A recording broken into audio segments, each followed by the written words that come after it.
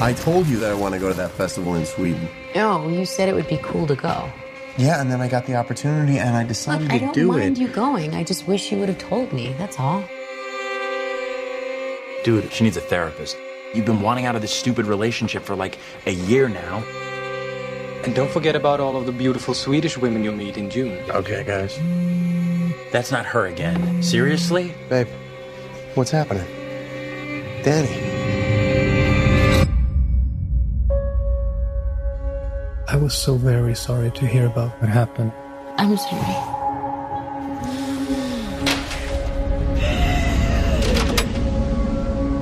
I invited Danny to come to Sweden. You know what she's been going through. Christian says you've got this special week planned. It's sort of a crazy festival. Special ceremonies and dressing up. That sounds fun.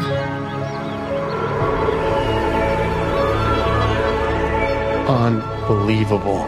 Welcome and happy midsummer. Skål! What time is it? 9 p.m. That can't be right. The sky is blue. This is what 9 p.m. is like here.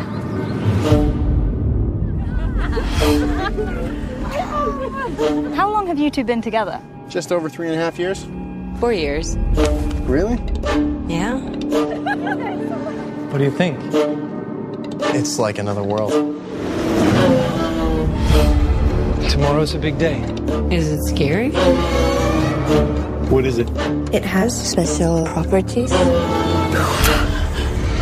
What am I going through? We just need to acclimate. I don't want to acclimate. I want to go. Absolutely not. What's happening? I don't know why you invited us. That's why you look so guilty right now, because you know. We only do this every 90 years.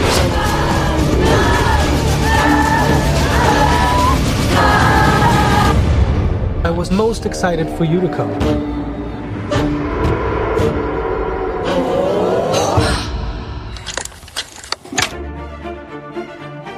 Em mundo de fantasia. Na verdade, é na internet. Em que os filmes são analisados. Também tem biografia, entrevista, debate, um monte de coisa, né? Sim, um podcast se destaca. Podcast Cinemação. Só no cinemação.com.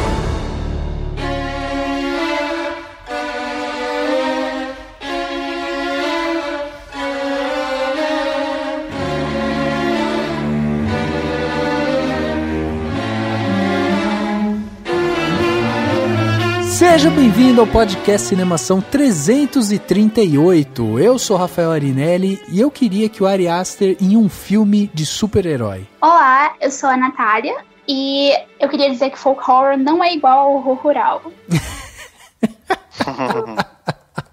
Eu sou a Maitê e Midsommar ele mira no folk horror, mas acerta o torture porn. É verdade. Eu sou Daniel Cury e o que é horror pra uns é normal pra outros. E o que uma sociedade considera horror e normal diz muito sobre ela. Ah, essas frases do Dani são sempre filosóficas, né? Como vocês podem perceber aí. Muito bem, meus amigos, estamos aqui no podcast 338 para bater um papo sobre esse filme de terror / suspense aí e tal. A gente vai falar um pouco sobre esse novo filme aí do Ari Aster, que chegou agora no cinema, está fresquinho no cinema, que é o Midsommar, que ganhou um subtítulo aqui, né, no Brasil como O Mal Não Espera a Noite. Então a gente vai falar um pouco aí sobre esse filme, vamos desenvolver sobre ele, discutir ele com spoiler, ok? Então você que tá aí, que tá ouvindo o nosso podcast e não conhece o Cinemação, saiba que a partir do momento que a gente começa a falar sobre o filme, a gente desembesta a falar, a gente não tá nem aí pra spoiler, a gente fala tudo mesmo. Então se você não quer tomar spoiler, porque esse filme é um filme, assim, que tomar spoiler talvez estrague um pouco a experiência. Talvez seja legal você ir lá, assistir o filme e aí depois você volta pra degustar um pouco mais do filme, dos seus significados, das suas ideias e tal, que é isso que a gente vai discutir aqui. E pra bater esse papo, a gente trouxe duas estreantes aqui no podcast do Cinemação. A Natália, que tá aqui com a gente. E Natália, eu queria primeiro te dar boas-vindas, né, ao podcast do Cinemação, e queria que você contasse um pouquinho como é que você chegou até aqui. Você é lá do Quarto 13, não é? Primeiro eu queria agradecer o convite. Sim, eu tenho alguns meses, eu comecei um blog voltado para terror, que é o Quarto 13, e esse blog acabou me levando para novas amizades e novos projetos, e foi assim que eu e a Maitê acabamos nos conhecendo, e a gente acabou criando um outro projeto chamado Convenção das Bruxas, e aí a gente segue tocando as duas coisas, tanto o projeto particular do blog, como o projeto em conjunto que eu tenho com a Maitê e mais duas amigas. Que bacana, e é legal de falar também para os nossos ouvintes aqui, que vocês duas são fãs de terror, né? Sim, a gente gosta bastante do gênero, só que a gente tem visões muito diferentes, cada uma de uma área diferente. E a gente resolveu se juntar justamente por isso. A gente percebeu que, apesar das ideias bem divergentes, a gente poderia abordar o tema de uma forma bacana, justamente por conta dessa divergência e das diferentes origens que a gente tem. Uma tem uma relação um pouco mais acadêmica, outra mais como fã, e aí a gente foi montando as coisas e deu tudo certo. Que legal, que legal. É diferente de mim e do Dani, que a gente tem opinião igual pra tudo, né, Dani? A gente só briga sobre Rei Leão. Pois é. E a gente tem aqui a Maitê também, que veio lá do Final Girl, né, Maitê? Conta também um pouquinho do seu projeto, como você chegou até aqui. Então, o Final Girl, ele era um vlog. Eu tive ele no YouTube por 3 anos, mas depois eu acabei assumindo só o blog, que eu acho que fica melhor para desenvolver o terror. Eu acho que tu consegue fazer uma abordagem com mais pesquisa dentro do contexto do blog do que naquele contexto informal do YouTube. E eu conheci a Natália, eu conheço o Dani também, né, do Twitter. Eu, a Natália, a Elaine, a Monique, nós fizemos então a Convenção das Bruxas, né, como ela falou, que é esse projeto bem bacana, que até agora, em outubro, a gente está desenvolvendo o primeiro projeto, que é o Outubro Macabro, onde a gente vai fazer um desafio bem legal sobre filmes. Tem várias categorias, então a gente vai correr até, né, para assistir todos os filmes e tal, e vai ter uma interação, acho que bem legal no Twitter, que a gente lançou uma hashtag, Outubro Macabro, tá bem interessante. Que legal, que bacana. Bom, meninas, sejam bem-vindas ao Cinemação, vai ser delicioso conversar com vocês sobre Midsommar aí, um filme que a gente quer debater bastante, porque ele tem muitas camadas, né, e é um filme que, quando a gente começa a sair um pouco daquela camada primária, assim, nossa, vai trazendo tanta coisa interessante, então acho que a discussão aqui vai ser muito boa. Vamos então bater esse papo logo depois do quadro Repercussão. Confira o que rolou durante a semana. Eu começo. Agora no Repercussão.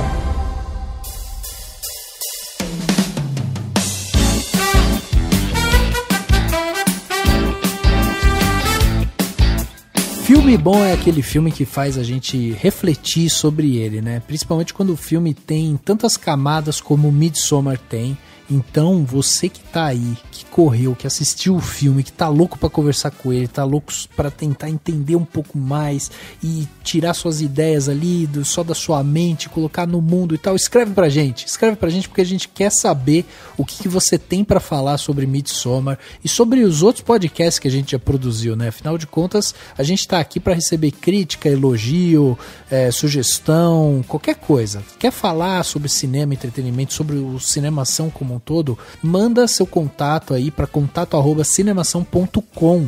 É o nosso e-mail oficial aqui. Você também pode visitar o cinemação.com, o nosso site, né, que tem lá vários artigos, trailers, notícias, podcasts e tal. Tem muita coisa bacana lá para você acompanhar. Então vai lá, visita o cinemação.com, porque inclusive você visitando, você vai dar um page view pra gente. Isso ajuda a gente, porque a gente ganha visita e automaticamente a gente ganha AdSense, né? Aquelas propagandas que aparecem no site, a gente vai ganhando porque as pessoas estão acessando o site e a gente vai ganhando dinheirinho com isso. Então é importante você acessar o cinemação.com e você vai encontrar muita coisa bacana. Por exemplo, recentemente o Henrique Risato colocou lá o El Camino, o filme novo do Breaking Bad aí, que ganhou um trailer novíssimo e, cara, tá muito, muito empolgante esse trailer. Tem também lá a crítica do The Dead Don't Die, uma crítica que o Bruno Sork escreveu. O Bruno Sork continua sua campanha aí, né, pra sempre ser citado nos podcasts,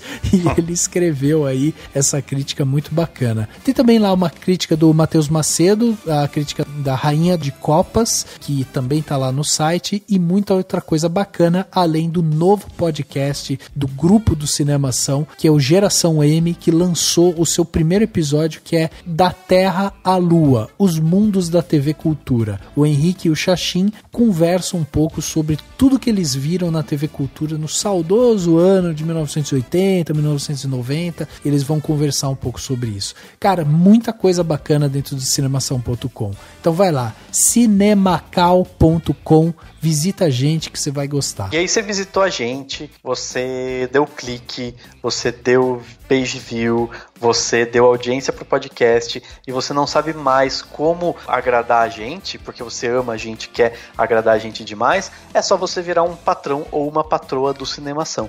Como que você faz isso? Você vai lá, cinemação.com/contribua, ou clica no botão contribua lá no cinemação.com e escolhe uma plataforma, escolhe o Patreon, o Apoia-se, o Padrim.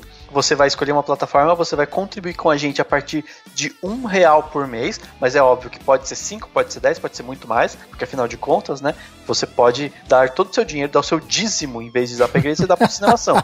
E aí, ao fazer isso, você vai participar dos grupos no WhatsApp e no Facebook, estão sempre agitados, a galera discutindo coisas, ainda vai ganhar presente todo ano, todo final de ano a gente manda presentinho. E agora, o mês de outubro, é praticamente aí limite para ganhar presentinho em 2019, senão só no ano seguinte. É, verdade. A gente não vai poder dar presente logo em dezembro para quem acabou de entrar. A pessoa entra em dezembro e já quer presente. Pô, não dá, gente. Tem que começar a contribuir uns meses antes aí, pô. Exatamente. Então entra agora em outubro para você receber o nosso presentinho no final do ano. De qualquer forma, seja um patrão, uma patroa do Cinemação, colabore com esse projeto, porque já que você gosta da gente, você vai querer colaborar com a gente, né? Chegando aqui na parte onde as pessoas saíram dos seus armários e mandaram seus comentários pra gente, temos aqui um comentário do Alex Oliveira. Ele mandou lá no podcast Cinemação 333, a gente falou lá sobre Era Uma Vez em Hollywood, o filme aí do Tarantino. O Alex, na verdade, deixou esse comentário lá no Facebook. Então, pra vocês verem como a gente recebe comentário de tudo que é canto e no fim vem parar aqui. Por isso que o mais importante de tudo é você mandar o seu comentário. E aí o Alex falou o seguinte: gostei do filme, a cena final é da hora, muito louca, a interpretação do Brad é muito boa, a luta com Bruce Lee é muito cômica, o cachorro pitbull do Brad é surpreendente e a cena, que é de terror, também é um pouco de comédia. A atuação do DiCaprio é dicapriana, seja lá o que isso significa, né? Um ator que atua dentro do próprio filme, sendo outro ator com uma baita interpretação. A fotografia do filme é excelente, a trilha sonora é muito boa, o filme é bom. Obviamente que não é o melhor do Tarantino, mas é um filme digno, com um excelente elenco. Eu achei engraçado o comentário, porque ele fica só falando que o filme é bom, que o filme é bom, que o filme é bom, aí no final ele fala, mas não é o melhor. Muito bom, legal, ótimo. Legal. Eu vou ler o comentário aqui da Tatiane Farias. Ela comentou no podcast 262, que a gente gravou lá no comecinho, sobre o Me Chame Pelo Seu Nome e o Lady Bird, né, que a gente junta os filmes lá do Candidatos ao Oscar, né, indicados ao Oscar. E ela comentou o seguinte: oi cinéfilos, assisti o filme Me Chame Pelo Seu Nome domingo pela primeira vez. Nem sei explicar o porquê, nunca tinha assistido antes, acho que passou batido nas minhas listas intermináveis de filmes. Que filme! Daqueles filmes que a gente quer ver de novo e de novo, só pra ouvir cada fala, rever cada imagem, apreciar cada interpretação e viajar em cada música da trilha. Aliás, já baixei no Spotify. Depois de assistir, fui correndo procurar se vocês tinham comentado sobre o filme. Pra minha grata surpresa, achei o podcast 262 e ouvi todinho. Muito bom. Adorei os comentários de vocês e das convidadas, a Bárbara e a Lorena. E concordo com o Dani, aquela cena final da lareira é um dos créditos mais bonitos do cinema. Pode me adicionar ao fã-clube. Mais uma vez, obrigada por compartilharem sua paixão ao cinema de forma tão brilhante. Abraços, Tati. Muito legal o comentário da Tati, e é sempre gostoso receber comentário de podcasts mais antigos, né? Afinal de contas, eles estão lá para todo mundo que quiser ouvir, então você pode fazer isso, mandar seu comentário de podcasts que a gente gravou já faz um tempo.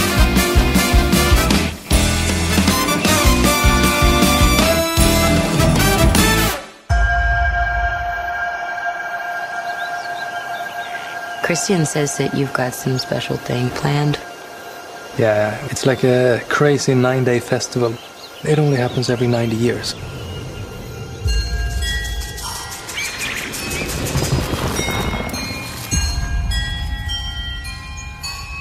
Hi.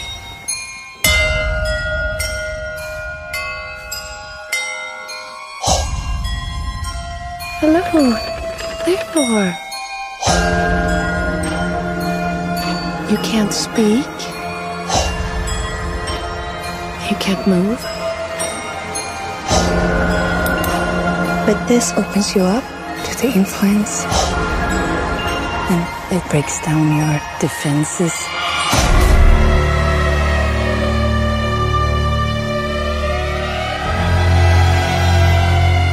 Chegava aos cinemas no dia 19 de setembro de 2019 o filme O Mal Não Espera a Noite, Midsommar.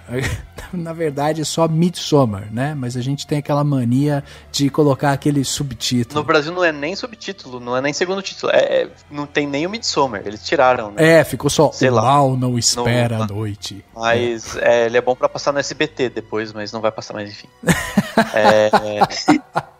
Mas verdade. É isso, é muito título de SBT, de Band, mais de Band do que de SBT, Band no final da noite, assim. Uhum. Mas enfim, no fim das contas acho que ficou tão famoso o nome que tá todo mundo falando Midsommar, e porque é um nome sonoro, né? Midsommar. É verdade. Esse filme aí, que é um filme norte-americano, né? Feito aí com cerca de 8 a 10 milhões de dólares, e ele já faturou ao redor do mundo aí 35 milhões de dólares, tá chegando aí a 36, 37 milhões já. Então é um filme que tem chamado a atenção do público por vários motivos, e um deles é o seu diretor. O filme ele é dirigido pelo Ari Aster, que é um diretor americano que em 2018 nos presenteou com Hereditário. E Midsommar, ele conta a história da personagem Dani, que após vivenciar uma tragédia pessoal, ela resolve ir com o namorado Christian e um grupo lá de amigo deles até a Suécia para participar de um festival local de verão e tal. Só que ao invés das férias tranquilas com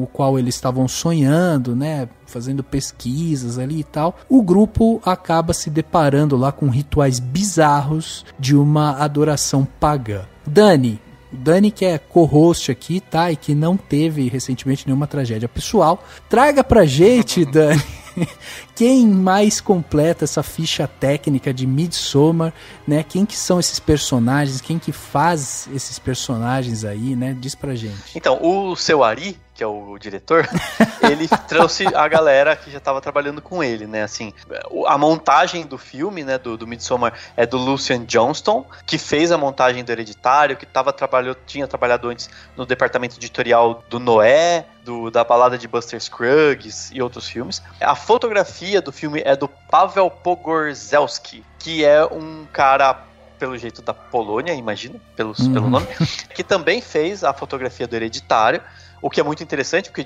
Hereditário é super escuro, daí isso é super claro, então é bem legal. Tem vários outros curtas, muitos curtas na carreira dele. A trilha sonora desse filme, de um cara que tem é tipo um DJ, se eu não me engano, ou um músico, que tem o nome artístico de The Haxan Cloak. Esse cara, ele participou da série O Atirador, ele fez a trilha sonora de um filme chamado Hacker, e ele teve uma participação no Stranger Things, né? Não sei se com uma música ou em alguma participação, teve alguma participação lá na trilha do Stranger Things. Então esses são os principais nomes, né? Porque o tio Ari, ele é diretor e roteirista, né? Ele escreveu e dirigiu o filme. Sim. Inclusive tô chamando ele de tio, ele tem a minha idade, viu? Exatamente, era isso que eu ia falar. De tio ele não tem nada, ele é jovenzão, meu. Ele pode ser tio de uma criança, mas... 33 anos, o cara fez 33 agora em julho. Então. Ele junto com o do Us, né? O Us é o Jordan Peele, né? Jordan Peele, isso. Acho que o Jordan Peele é um pouco mais velho, mas enfim. A galera é nova é a nova onda de diretores de horror e tudo mais. Então, o Jordan Peele tem 40 anos, o Edgar Wright tem 45, e esse cara agora, né? O Ari, o seu Ari, tem 33, então ele é o novinho aí da turma. Não, mas é que ele e o Jordan Peele, eles dividem o gênero, né? As mudanças. Ou mudanças não, mesmo que não sejam mudanças, mas uma nova leva aí de diretores de filmes de horror. Uhum.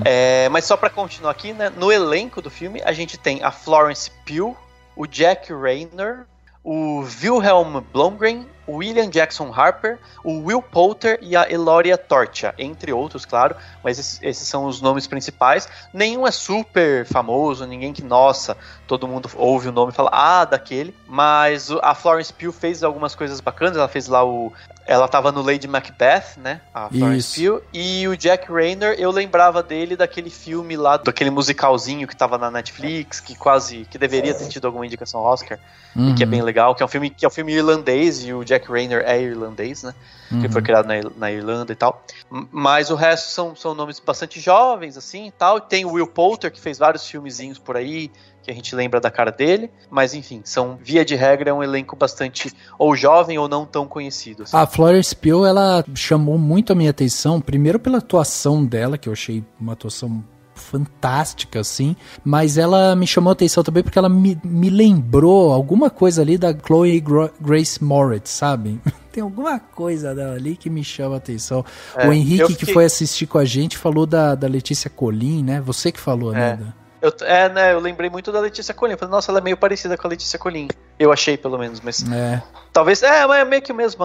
Aquele, sei lá, perfil. Um biotipo, assim, né? Parecido e tal. Enfim, bom, Midsommar, ele tem chamado muito atenção justamente por conta do seu formato diferente. Aí eu queria saber aqui das nossas convidadas, né? Afinal de contas, são as nossas especialistas em terror. Ari Aster é hoje um dos diretores que chama a atenção justamente por trazer esse tipo de narrativa diferente pro terror, porque ele já tinha chamado muito atenção com Hereditário, só que Hereditário é um filme muito mais claustrofóbico, escuro, ele tem outras características. Aqui ele vai navegar em mares totalmente contrários a Hereditário, né, com câmera muito mais aberta, sol, né, natureza, uma coisa totalmente diferente. Mas eu queria saber de vocês que consomem muito do terror, como que vocês veem esse novo diretor, né, que vem chamando atenção e colocando o seu nome, né, como um possível nome de peso aí para gerações futuras, inclusive, né? Eu acho que o Ari Aster, né, tio Ari, né, como disse o Dani, ele teve muita sorte no primeiro filme dele, porque ele conseguiu fazer um filme incrível como o primeiro longa da carreira. Eu gosto muito do Hereditário, para mim é um dos melhores filmes de terror que já foram feitos, assim, nos últimos anos, assim. A Toni Collette tá maravilhosa no filme, toda a ambientação, porque uma coisa que eu acho que eu gosto muito dele é que ele consegue fazer uma ambientação muito interessante nos filmes dele, combinado com narrativa, com questão musical, é um negócio claustrofóbico, né, como tu disse, ele consegue criar uma atmosfera inquietante, pode não estar acontecendo nada, mas de alguma maneira você sabe que vai acontecer porque ele constrói uma coisa que tá para explodir. Ele consegue manter um ritmo bom, né, de um filme pro outro. Inclusive, ele define Midsommar como um conto de fadas do terror, né, porque ele vai trazer justamente várias características ali desse conto de fadas, que é essa coisa da jornada, da transformação ali e tal. E o que eu achei muito interessante também foi que em várias entrevistas ele diz que quando ele estava escrevendo sobre Midsommar, ele tinha acabado de sair de um relacionamento e ele estava sofrendo muito e tal, então ele foi atrás justamente de tentar trazer um pouco mais desse sofrimento por trás de relacionamentos, né, que terminam e tal. E o filme, ele tem essencialmente, a primeira camada dele é justamente sobre essa questão de relacionamento. E aí, tanto o relacionamento, né, entre família, entre amores e tal, enfim. E o filme, ele vai ter isso como a primeira camada dele ali, que é justamente esse caminhar que a personagem Dani nos coloca junto com ela, né? A gente vai ver no começo do filme já ela passando por uma tragédia pesadíssima, ela se afundando numa depressão ali e tal, e aí ela tentando em vários momentos se desvencilhar disso, tentar esquecer e tal. E aí uma das coisas que me chamou muito a atenção também no filme foi o que no cinema a gente chama de de foreshadowing, né? Que em português seria o prenúncio. Então são fragmentos muito rápidos ali do que ele vai mostrar. No caso desse filme, além dele já começar de cara com isso, que ele mostra tipo todo um conto de fadas ali pra gente, desenhado, explicado, e ali tá o filme inteiro, né? De cara você já vê o filme inteiro ali. Como você tá sendo apresentado pro filme, você ainda fica meio confuso, que raios que é aquilo e tal, né? Mas essa parte, todo esse foreshadowing, que também foi conhecido, né, como aquela migalha de pão e tal que a gente fala, eu achei muito bem feito, muito bem encaixado em todo o filme, e tem momentos que eu até vou falar mais pra frente disso, mas tem momentos que ele é primoroso nisso, assim, ele coloca sinais e detalhes dentro do filme que depois, quando você descobre quais são eles, você vê a profundidade que ele mergulhou na história, sabe? Eu gostei bastante, realmente sem perceber, né, tal, e acho que até aquele quadro de uma menina com um urso, né? Sim. E fica bem evidente, até fica assim, tá lá, né? Ele é uma história nórdica, né? Enfim, quase que uma chapeuzinho vermelho nórdica, em que uma menina tem uma amizade com esse urso, né? E parece que acho que em algum momento ela se despede dele. E que seria a quebra que ela tem com o namorado, com o Christian lá no final, quando ele tá de urso, né? Sim. Ou seja, ele seria, enfim, essa figura de que ela precisa se desvencilhar, né? Então, mas você vê, todo o filme ele é construído justamente em cima dessa coisa da cultura nórdica, né? E aí eu fui atrás de tentar descobrir o que significa o urso na cultura nórdica. E aí eu descobri que os nórdicos, eles têm um carinho muito grande pela figura do urso e tal, porque eles tinham uma admiração por ele ser essa figura que, entre aspas, né, ele ressuscita após o inverno, né? Não tem aquela história que o urso vai dormir e fica muito tempo dormindo, né? Hiberna e tal. Então eles admiravam muito isso, o fato dele ser essa figura que ressurge, sabe? Que ele sabe o momento que ele precisa se recolher, que ele sabe o momento de voltar. Fora, obviamente, a admiração pela figura do urso por conta de sua força, sua ferocidade e tal. Então, assim, é uma figura para os nórdicos que representa muita força, muita resiliência e tal. E eu achei isso muito simbólico do ponto de vista narrativo, justamente porque, primeiro que você tem esse quadro, os quadros estão toda hora, né, dentro do quarto lá da Dani, e eles representam em vários momentos a gente tem essa coisa do foreshadowing, em vários momentos ele vai soltando essas pistas pra gente, e essa figura da menina beijando o nariz do urso é muito simbólico, não só pro desenvolvimento do filme, mas também por ser uma menina dando um beijo nessa figura de ressurreição, entendeu? De ressurgimento, né? Uma menina frágil, pequena, com uma figura tão monstruosa e destemida na frente dela. E tem tudo a ver, isso tem tudo a ver com o que... Uma coisa que já é... Assim, talvez vire uma marca do diretor, porque ele é o segundo filme que ele fala sobre isso, que é a questão da depressão e do superar o luto e a depressão em geral, né? Porque basicamente no Hereditário você tem toda uma questão a respeito disso, né? De superar o luto, de lidar com a depressão, por um outro caminho, obviamente. E aí nesse, eu acho, um dos caminhos interessantes que eu acho é que o filme começa meio escuro, começa meio denso, né? Uma paleta de cores um pouco mais escura, e aí quando eles chegam lá em aquele lugar super claro, super, né, amplo e tal, com cores mais vibrantes, isso faz uma referência até à própria forma como a Dani tá lidando com a depressão, porque ela tá tentando afastar, e é muito comum isso, em muitas pessoas que têm depressão, a pessoa fingir que tá tudo bem, né, obviamente, enfim, por vários motivos, finge que tá tudo bem, você olha de fora, você não percebe, porque ela tá sempre muito bem, muito ensolarada, muito feliz, aparentemente feliz, e é bem isso, né, tipo, você chega no lugar, ele aparentemente é um lugar gostoso, bonito, feliz, tranquilo, e aos poucos você vai descobrindo aquele lugar cheio de coisas bizarras, e é um pouco disso muito quando uma pessoa tá lidando com a depressão, né, via de regra, claro que varia pra cada um, mas essa coisa do fingir que tá tudo bem, fingir que tá tudo bonito, sorrir, ir pra festa, né, não, vou pra festa, eu tô mal, mas não, tô bem, vou pra festa, e aí aos poucos você vai descobrindo, né, isso, então acho que é um paralelo interessante também que ele faz, porque tem a ver com a questão do urso, né, com o renascer, sofrer esse inverno, sofrer essa tristeza, sofrer tudo isso, pra depois encontrar encontrar algum tipo de catarse e recomeçar, né, de alguma maneira. A gente mostra também, ele tá bem consciente sobre o subgênero que ele tá se inserindo, sabe? Se você olha mais ou menos os filmes de folk horror, quando você vê ali um grupo de pessoas, parece um culto, tudo muito feliz, eu acho que a gente meio que já sabe como vai terminar, né? Ou alguém vai ser sacrificado, ou eles vão sacrificar um monte de coisas pra invocar alguma coisa. Sempre termina dessa forma. Uhum. Mas quando ele mostra que essa coisa de que ele tá ciente de pra onde a história vai, e ele traz isso pra frente, sabe? Ele chama a sua atenção pra isso, deixando ali migalhas de ideias que podem... que se você estiver bem atento, você percebe desde o início pra onde a história vai caminhar.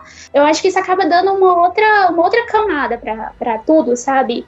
Ao invés de ficar aquela coisa... Porque eu particularmente não tive muitas surpresas com o desenvolver da narrativa. Foi tudo bem evidente, mas ainda assim eu consegui ficar maravilhada com a forma com que ele construiu isso, mesmo sabendo exatamente como ia terminar, entende? Uhum.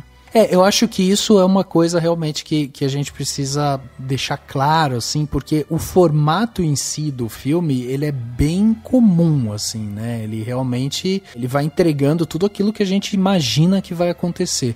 Por isso que eu acho que o filme, ele é interessante da gente observar ele em várias camadas. A primeira camada, justamente como essa, a gente poderia até dizer, né, que é quase um filme de viagem ali e tal, que passa por essa coisa da tragédia, de rituais bizarros e tal. Então, tipo, tem isso, essa parte que é essa parte meio folclórica que a gente já conhece desses filmes de terror, mas numa segunda camada, quando ele começa a inserir todas essas simbologias e tal, a gente começa a ver como ele conseguiu também trazer uma profundidade grande para os personagens. E eu achei interessante porque eu vi uma entrevista dele falando que o Ari Aster, né? Ele falando que, por exemplo, em Hereditário, ele sentiu que ele se dividiu em vários personagens ali. Tipo, ele não estava centrado absolutamente em um personagem. Agora, aqui em Midsommar, ele falou que ele se identifica demais com a Dani, porque primeiro, ele escreveu o filme tendo terminado um relacionamento, mas ele também queria que o Christian fosse um personagem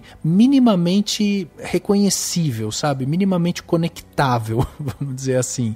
Ele falou, eu já fui um pouco Christian, eu já tive essas atitudes dele e tal, só que a intenção, a tragédia, o sofrimento e tal dele, quando ele estava escrevendo o filme, estava ali na Dani, né? Então é interessante da gente ver realmente como ele começa a se desdobrar nos seus personagens, e eu achei isso muito interessante, porque a figura dos amigos, e por serem amigos do Christian, o fato da Dani toda hora tá tentando se reconectar com eles de alguma forma, mas você percebe que não é uma coisa muito natural, sabe? Ela é sempre a amiga do amigo, ela é a namorada do amigo, sabe? Não tem uma certa intimidade ali e tal. Então a gente percebe assim que existe uma coisa meio que desconectada. E eu achei muito interessante justamente isso, porque quando você começa a entender que o filme vai falar de relacionamento, ele vai falar dessa questão desse desmontar, de você tá com uma coisa assim meio de dependência de outras pessoas e tal, com uma perda dessas pessoas também cresce esse peso, esse vazio, e aí gera essa depressão e gera esse luto gigantesco e tal. Então essa segunda camada dele que eu acho muito boa. I told you that I want to go to that festival in Sweden. No, you said it would be cool to go. Yeah, and then I got the opportunity. I just wish you would have told me, that's all. I was going to ask you if you wanted to come with me. Na sua parte técnica, eu fiquei maravilhado com o filme, assim, na sua parte técnica, porque eu sempre falo assim, o diretor ele não foi muito inventivo com a sua câmera e tal, ele não precisa ser inventivo, mas eu adorei a câmera do Ari Aster, assim, eu achei ele muito, muito preciso, ele faz questão de, por exemplo, em alguns momentos ele quer mostrar todos os personagens, e aí ele vai usar de espelho, ele usa de quina, ele usa de reflexo, ele usa artifícios ali onde ele consiga mostrar todo mundo num plano só. Então ele não tem aquela necessidade de ficar trocando, sabe? De fazer aqueles cortes de conversa em que troca toda hora. Então ele usa planos muito abertos, ele quer dar essa sensação de pertencimento também, né? Que a gente tá ali no meio daquele grupo, sabe? Os planos abertos são bem interessantes justamente porque você tá vivendo aquele ambiente, então tá aquele coisa abertão e tá uma galera fazendo uma coisa aqui, outro ali, e você consegue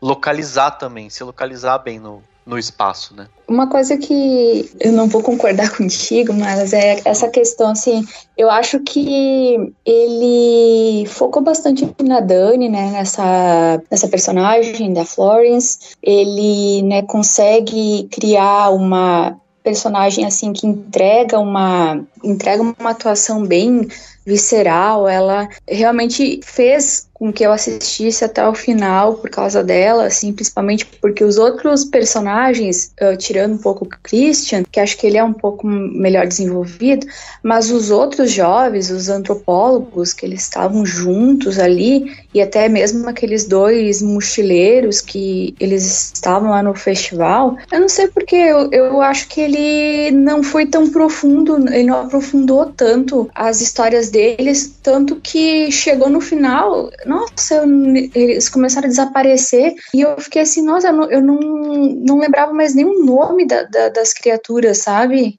Tipo, se eles existissem ou não ali na narrativa, não faria a menor diferença. Pelo menos essa foi a sensação que eu tive. A Florence, ela é maravilhosa, né? Ela é uma atriz, assim, fantástica. Tu fica vendo na primeira parte, né, da narrativa, naquele começo, que pra mim é a melhor parte, que eu concordo com vocês, é a melhor parte do filme, e ela se entrega mesmo, tanto que aquela cena que ela tá sofrendo muito faz referência a Toni Collette no Hereditário, né, tem é semelhante e tal. Sim, bem parecido. Eu também tive parecia que aquelas pessoas estavam lá só pra morrer em algum momento da história, que em algum momento alguém ia ter que desaparecer. Eu não sei, parecia que era só para dar, ou para construir aquela diferença de culturas, aquele choque cultural ali entre aquele grupo estranho e aquele outro, nós e eles, meio que uma dicotomia ali, tirando aquele casal lá que não tava com eles, que foi levado por outra pessoa. Todos os outros personagens, assim, do grupo ali dos amigos, eu não consegui me importar muito com eles, eu não consegui sentir nenhuma profundidade. Pra mim, eles pareciam, assim, pequenos elementos ali da história que estavam só pra acontecer aquele momento de morte e tudo mais. É o Josh, né, que também é um pesquisador e ele fica brigando lá com o Christian pra quem vai conseguir, né, fazer pesquisa no lugar e tal.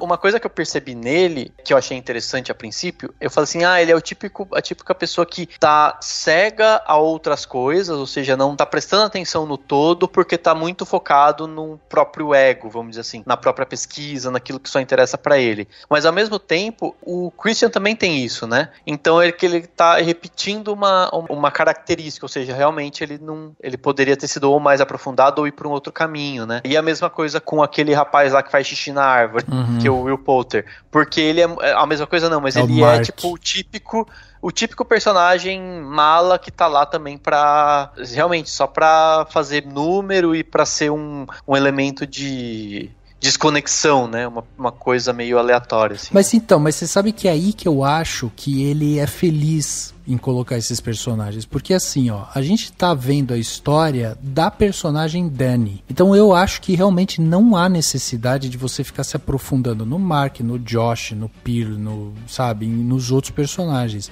Por quê? Porque a gente tá ali de mão dada com a Dani, a gente tá vivenciando toda a experiência dela, e eles são símbolos muito de como aquela sociedade ali funciona. Eles são símbolos, sim, dessa questão de a diferença cultural, né, como a Natália falou, que tipo, existe choca, né, essa diferença cultural ali, por você ter pessoas tipo norte-americanas que vivem como a gente vive e tal, e de repente eles estarem no meio de uma micro-sociedade lá que tem ritos totalmente diferentes dos nossos. Então tem essa função, mas também tem essa função desse distanciamento da Dani com o que é normal ali. entende? Então, assim, o fato da gente estar acompanhando a história dela e de você ter um amigo que está focado em desenvolver os seus estudos, vamos colocar aqui os estudos como um trabalho dele mesmo. O namorado, que é o que ela quer a atenção dele. Um outro amigo, que é o amigo, tipo, o engraçadão que quer pegar a mulher ali e tal. Então, assim, são estereótipos que ela vai desconstruindo ao longo do filme. E eles vão sumindo justamente porque eles afrontam ou eles agridem aquela sociedade, que é uma sociedade que ela está se conectando. Porque enquanto eles, de alguma forma, são violentos no momento de enfrentar essa sociedade diferente, né? Pô, o cara vai fazer xixi lá na árvore sagrada, os caras ficam malucos gritando com ele e tal, e ele fica, mas eu não sabia, não sei o quê. Então, tipo, o cara não pede desculpa, sabe? Não tem uma atitude humilde ali e tal. Então, eles são violentos nessas atitudes deles, né? O próprio Josh, tipo, invadir pra tirar as fotos lá do livro que ele literalmente foi falado pra ele, não, você não deve fazer isso. Então, assim, todos eles, de alguma forma, em algum momento, eles rompem com a cultura. E ela, que é a única pessoa que não faz o estudo antropológico, não sei o que, justamente ela é a psicóloga, ela estava fazendo curso de psicologia e tal, ela é a única que se deixa participar de todo o movimento social daquela civilização ali. Então ela ajuda a cozinhar, ela participa do almoço, ela segue todos os ritos que são dados ali para ela e tal.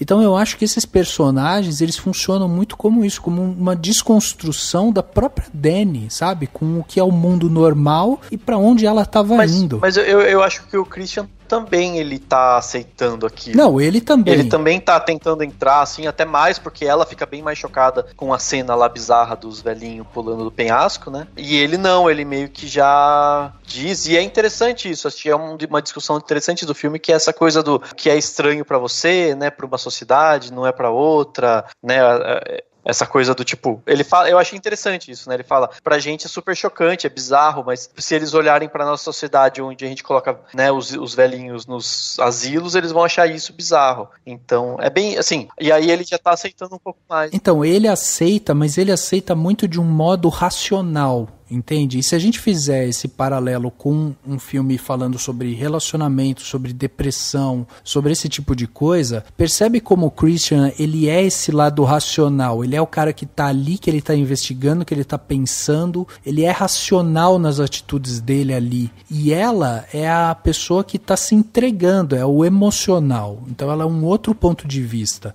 Tanto que em algum momento ele cede, ele rompe também com aquilo, ele vinha se entregando, chega um momento que ele dá aquela pirada, tipo, ele transa lá com a menina, e aí no que ele transa, ele meio que dá uma pirada, ele rompe com aquilo. Então ele tava tentando vir ser racional até o momento que a hora que ele se entregou dentro daquela civilização, ele rompeu com aquilo e falou, não, agora eu fiquei maluco e tal. Daí ele quebra os preceitos, como os outros fizeram. Ele foge pelado e não sei o que e tal, e ele quebra os preceitos ali. E ela não, ela foi se entregando, ela foi se deixando envolver e tal, e como ela tem essa necessidade de se reconstruir, ela vai se deixando levar por aquilo, sabe? Se reencontrando de alguma forma, né? Eu acho que essa minha sensação de que eles estavam ali apenas como elementos para mais tarde serviram de sacrifício foi muito reforçada por conta do final, porque até então eu tinha a impressão de que eles estavam morrendo, acontecendo alguma coisa com eles por conta das ações dele, porque um tirou a foto do livro, o outro fez xixi na árvore sagrada, sabe? E aí no final eles revelam que desde o princípio a ideia era sacrificar 4 pessoas do grupo deles, 4 pessoas de fora e uma pessoa escolhida pela rainha, sabe? E aí fica aquela sensação de, mas já estava tudo planejado, sabe? Eles realmente tinham sido chamados para o sacrifício. Sem dúvida. Assim, eu acho que eles são construídos o suficiente para você odiar todos eles desde o começo, sabe? Porque eles são daquela maneira com a Dani, eles tentam fazer com que o Christian termine com ela, né? Eles ficam colocando ideia para que ele faça isso. E o Christian, ele é meio covarde. Até eu acho, assim, que o envolvimento dele na seita vai muito disso da covardia dele, que ele é um cara que ele não luta contra as coisas, ele meio que tem receio, tem medo, tanto que ele tá totalmente sugado, né, por esse relacionamento. A gente tem que ver o lado dele também, e que ele tá participando, né, de todo o problema da família dela, que daí depois acontece aquela tragédia, e depois ele se sente ali na obrigação com a menina. Então eu acho que o envolvimento dele dentro da seita vai muito disso da covardia dele, porque, gente, eu particularmente, se eu tivesse uma situação daquelas, por exemplo, eu tava lá, né, participando do festival, 2 pessoas se jogam, e daí depois acontece aquilo, né, do velhinho que não morreu, literalmente na queda, daí vai lá uma criatura com uma marreta vintage, né, e bate na cabeça dele, depois mais 2 pessoas vão lá e eu não sei, mas eu acho que eu não ficaria com esse discurso tanto, não, porque a sociedade deles é diferente e tal, eu já tentaria sair do lugar, mas eles não, eles reticentes, eles ficam, isso que eu acho muito estranho, sabe? Então, eu acho essa figura dele curiosa nesse ponto de vista, mas eu acho que ela é também muito um contraponto do que é a Dani, sabe? Porque, por exemplo, tem alguns momentos, logo no começo do filme, que a gente percebe essa fragilidade e essa vulnerabilidade que a Dani tem. Todo momento quando ela tá se desculpando e tal, tipo aquele momento que ela chega e fala, pô, você falou que você ia viajar com seus amigos pra Suécia e você não me falou nada? Ele, pensei hoje nisso e tal. Dela, não, desculpa, senta aqui comigo, eu não quero te aborrecer e tal. Então, assim, ela tá muito entregue para aquilo ali, tipo, ela, sabe, num relacionamento também, né? Dependente, num relacionamento tóxico. Ele é a última coisa que sobrou pra ela, né? Mas ele é a última coisa que sobrou pra ela, então é foda também. Exato.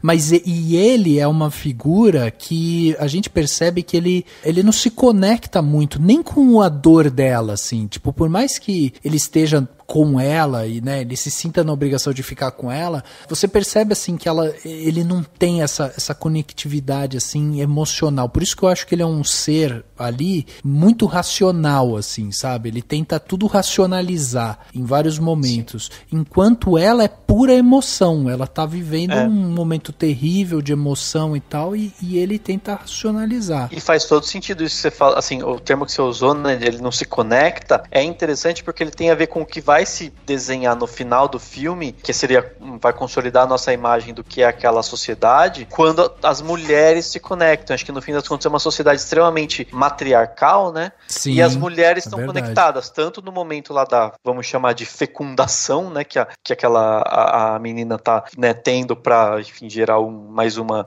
criança, né, naquela sociedade. Ou seja, estão usando o corpo masculino apenas como, né, um fecundador, apenas para essa função. E daí, enquanto isso, a Dani tá sofrendo demais, tá passando por um momento último de sofrimento, e elas juntas com aquelas mulheres, elas todas sofrendo junto. Então acho que esse é um processo de união, né, no qual elas se unem, se congregam lá, e então nesses 2 momentos você tem, sabe, assim, mulheres unidas, totalmente, né, assim, se conectando com as dores, com os momentos que elas vivem, que uma vive com a outra em relação à outra, e isso acho que tem tudo a ver, assim, no fim das contas, né, com o que acontece, porque ela vai ser aceita, né, naquela nova família, justamente por ser uma sociedade matriarcal que tá buscando mais uma mulher, tanto que eles escolhem só a rainha, né, nem lembro se é rainha, mas só a rainha do verão, né, uma coisa assim. Rainha de maio. Rainha do verão parece tipo coisa do axé, né? Axé Bahia. Só uma coisinha que eu queria falar sobre isso, da questão, né, no começo do filme, eles reclamam justamente disso, né, que a Dani, ela não tá tendo um relacionamento sexual muito tórrido com o namorado dela, e por essa razão, também os amigos dele incentivam que ele termine com ela, e depois é muito interessante que essa é a causa da morte dele, né. Uhum. E aí até voltando no que a Natália estava falando aquela hora, quando ela falou sobre os personagens e o confronto cultural, né, que acontece ali.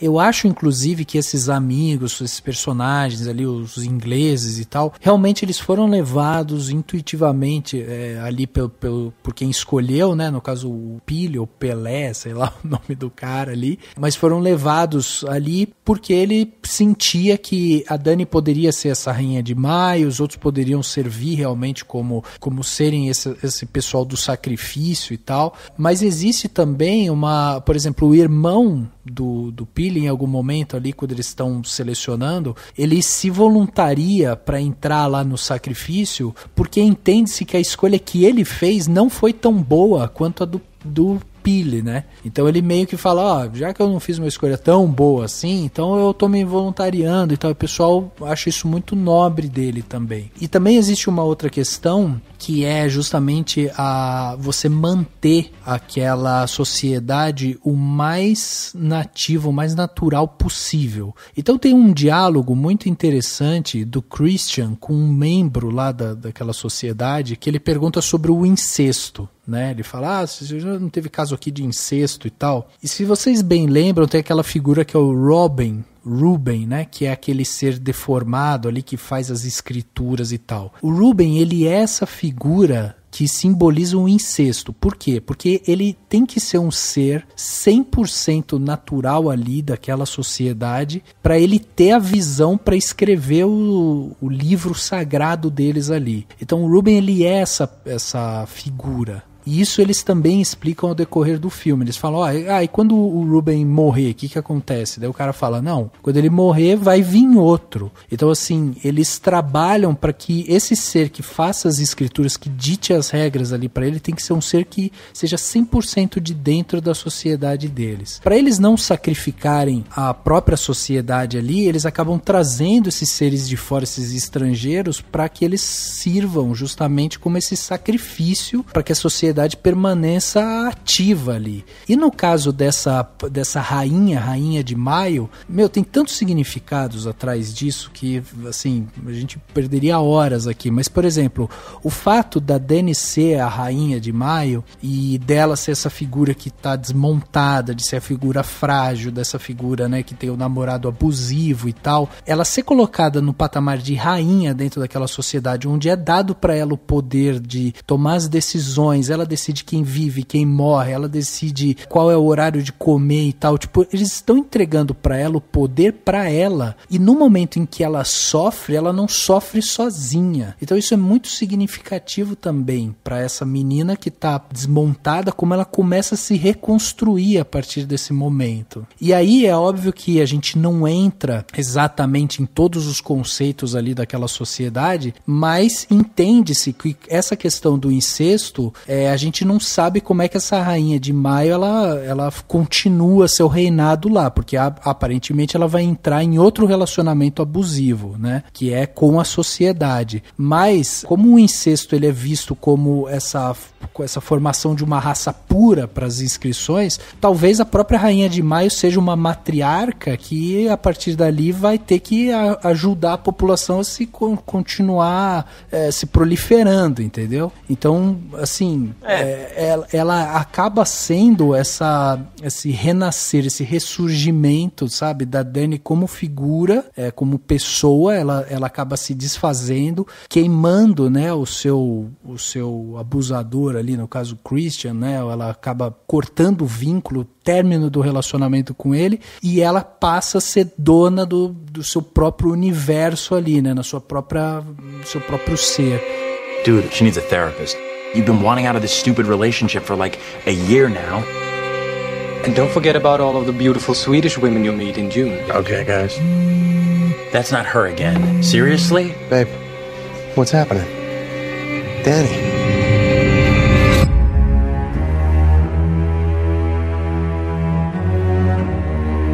Logo no começo, quando o Peli chega, né, com os amigos e apresenta, daí alguém fala assim, ele é sempre ótimo em escolher amigos, ele fala uma coisa nesse sentido, né? E acho que fica bem claro isso, assim, que é meio que e eles chamam de peregrinação, né? O processo dele ir para um outro país, morar no outro país, eles chamam de peregrinação, ou seja, é uma coisa do tipo, vai para fora para buscar algo para trazer aqui para dentro, né? Então acho que isso é bem, assim, são evidências interessantes do como que funciona, né? Tem que lembrar também também que logo, quando eles matam o Josh, né, tem um outro cara lá que é também aparentemente alguém com algum tipo de deformidade, deficiência, que quer que seja, né, e que por algum motivo não aparece mais. Aí não sei como que seria a situação de mais pessoas assim, né, na sociedade. Não, mas de quem você tá falando? Do Ruben? Tem o Ruben e tem um outro. Quando eles matam o Josh, aparece um outro cara. Não, pra mim sempre foi o Ruben. Só teve um. Não. É o Ruben. É o loirinho, com o rosto um pouco deformado, com a boca um pouco grande, assim. Exato. Não, mas a hora que matam o Josh, aparece ele olhando pra uma outra pessoa. Eu fiquei na dúvida se era uma pessoa deformada, uma pessoa com uma máscara. Tem um outro cara que aparece muito rapidinho, assim. Na cama é o Ruben. Eu acho que é uma máscara. É uma máscara? É que eu fiquei meio confuso. Se é uma espécie de máscara, é alguém vestindo uma máscara, se é alguém com alguma deformidade. É uma coisa bem rápida, mas aparece ele olhando, assim. É até uma cena meio forte. Acho que é isso. Acho que era ele com a máscara do rapaz lá, do primeiro, né, que é pego. Entendeu? É como se ele tivesse colocado uma máscara do... Ah, tá. Entendi. Lembrei agora, é verdade. Do outro ator. Sim. Ele volta meio Leatherface, uma coisa assim, né? Que eles pegam o rosto do menino e ele chega lá. Uhum. Que ele é a isca, né? Que ele olha pra ele e daí o outro dá uma marretada na cabeça dele e ele desmaia. Isso, exatamente. É verdade, tem razão. A presença do Ruben foi um ponto que eu não tinha me tocado quando eu assisti. Tinha sentido que ele tinha tido pouco tempo de tela, porque eu lembro que nas imagens de divulgação do filme, na revista, acho que ele saiu na capa da Fangoria, várias edições traziam o Ruben, tipo assim, como uma imagem muito importante na divulgação do filme. Uhum. E aí dava a impressão de que ele ia ter um papel muito importante ali na história. Uhum. E aí descobri que não, ele não teve tanto esse papel importante, e foi inclusive uma das coisas que levantou algumas críticas com relação ao filme, que é a forma com que ele utilizou a figura da pessoa com deficiência só para criar essa imagem de horror. Ela não tinha nenhum aspecto relevante na narrativa. É só a figura do oráculo, mas apareceu muito pouco tempo de tela, mas em compensação, na divulgação do filme, a presença do Ruben era muito forte. Sim. E foi o tipo de questão que eu não tinha reparado quando assisti, não tinha pensado nessa problemática, mas eu vi que já existem algumas pessoas levantando essa questão sobre a forma com que o filme usa a deficiência justamente para criar o horror, sabe? Uhum. O que eu li sobre isso, eu não vi nenhuma notícia oficial, mas eu vi justamente isso, porque como eu tenho essa questão do incesto e dessa questão da raça mesmo, sabe? Da perpetuação de um ser que precisa ser puro para que ele consiga manter ali as tradições, né? Escrever os livros sagrados. Então ele não poderia ter nenhum traço que atrapalhe de alguma forma essas escritas, nenhum traço estrangeiro. Ele tem que ser 100% daquele lugar. Então, inclusive eles explicam isso de alguma forma, né, dentro do filme, quando eles vão falar dele e falam, mas e se o Ruben morrer e tal? Então e depois tem um diálogo sobre o incesto realmente, né? Eu acabei topando nesse tipo de notícia, encontrando essas coisas, quando eu fui pesquisar quem é que interpretava o Ruben. Eu descobri que é um garotinho de 12 anos, fizeram uma transformação nele. E aí foi quando eu me deparei com um monte de notícias e comentários das pessoas, de pessoas com deficiência, questionando, tipo, dizendo, nossa, apareceu por tão pouco tempo, e ainda assim eu me senti muito incomodada com a forma com que essa figura deficiente aparece justamente só pra criar aquele aspecto de horror, como aquela coisa bizarra, que foi uma coisa que eu achei muito problemática, mas que enquanto eu assistia, eu não senti, mas assim que eu fui procurar a respeito sobre quem tinha interpretado, encontrei muita gente questionando. Então, e daí tem uma outra coisa também, que é assim, a Dani, ela é essa menina loira, de olho azul e tal, tipo, ela tem o biotipo muito próximo do que é essa sociedade deles ali.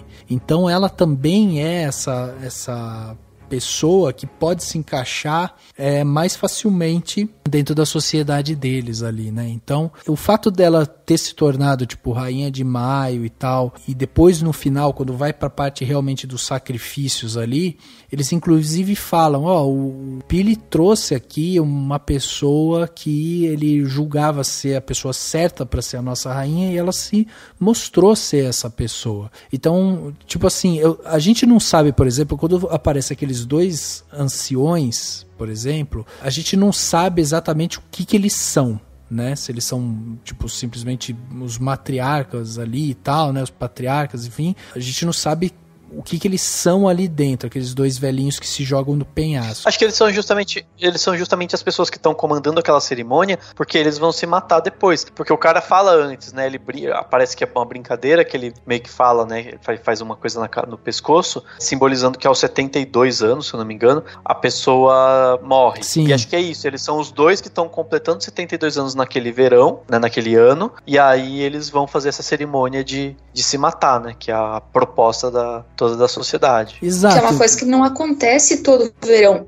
No resto, nos outros verões, eles fazem festivais normais. Então parece que é de 90 a 90 anos eles fazem todo esse sacrifício humano e tal. Pelo menos esse foi meu entendimento, assim. Uhum. Pode ser. Mas ainda tem essa outra questão que, assim, a Dani, ela é uma menina que tem ali seus 25 anos e tal, que é dentro desse conceito nórdico, é justamente uma idade de uma pessoa que é fértil, que tá na sua plena vitalidade, assim, sabe? Saiu da infância, né? Saiu da infância. Porque ele fala que até a infância vai até os 18, na concepção lá que ele explica, né?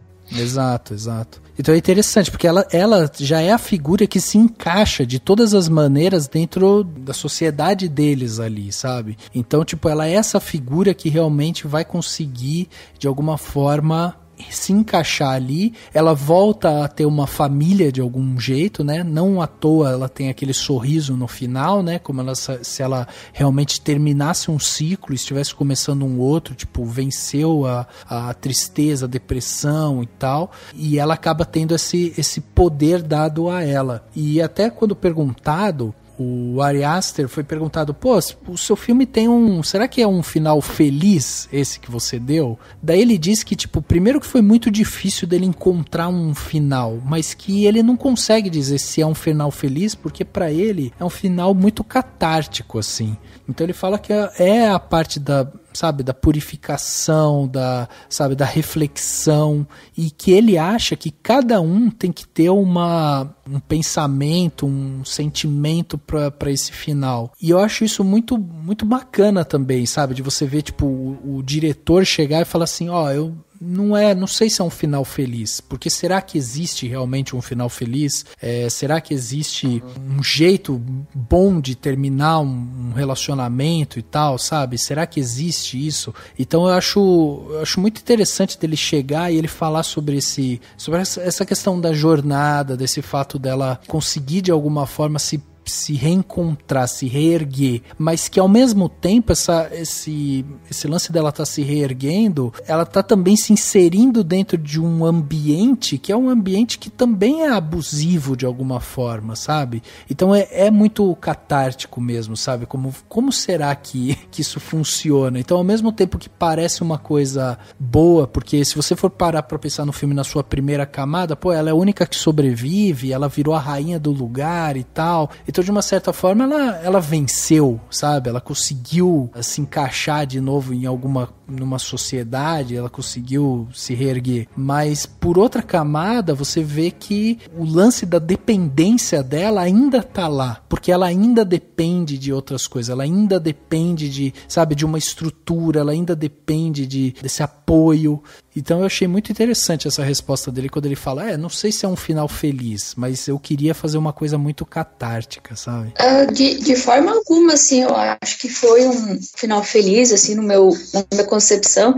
Eu até acho que ela é uma pessoa meio sanguessuga, se a gente for pensar, porque ela sempre precisa estar dependendo de alguém, e daí Então eu acho assim que ela é uma pessoa problemática, assim, aquele final eu acho muito psicótico, assim, sabe, ela sorrindo e tudo queimando, e aquela música feliz, e eles carregando os corpos como se fosse uma coisa totalmente normal, como assim, se fosse uma coisa trivial, sabe, e eu fiquei até um pouco chocada com aquilo, mas eu tenho, assim, uma concepção meio dúbia, assim, pra Dani, ao mesmo tempo que eu acho realmente, como você fala, que ela cumpriu um ciclo, que ela conseguiu, né, superar todo esse problema que ela estava tendo, essa relação meio doentia que ela tem com o namorado, mas ao mesmo tempo ela está criando uma dependência com uma sociedade que é também doentia, se a gente for pensar. Exatamente.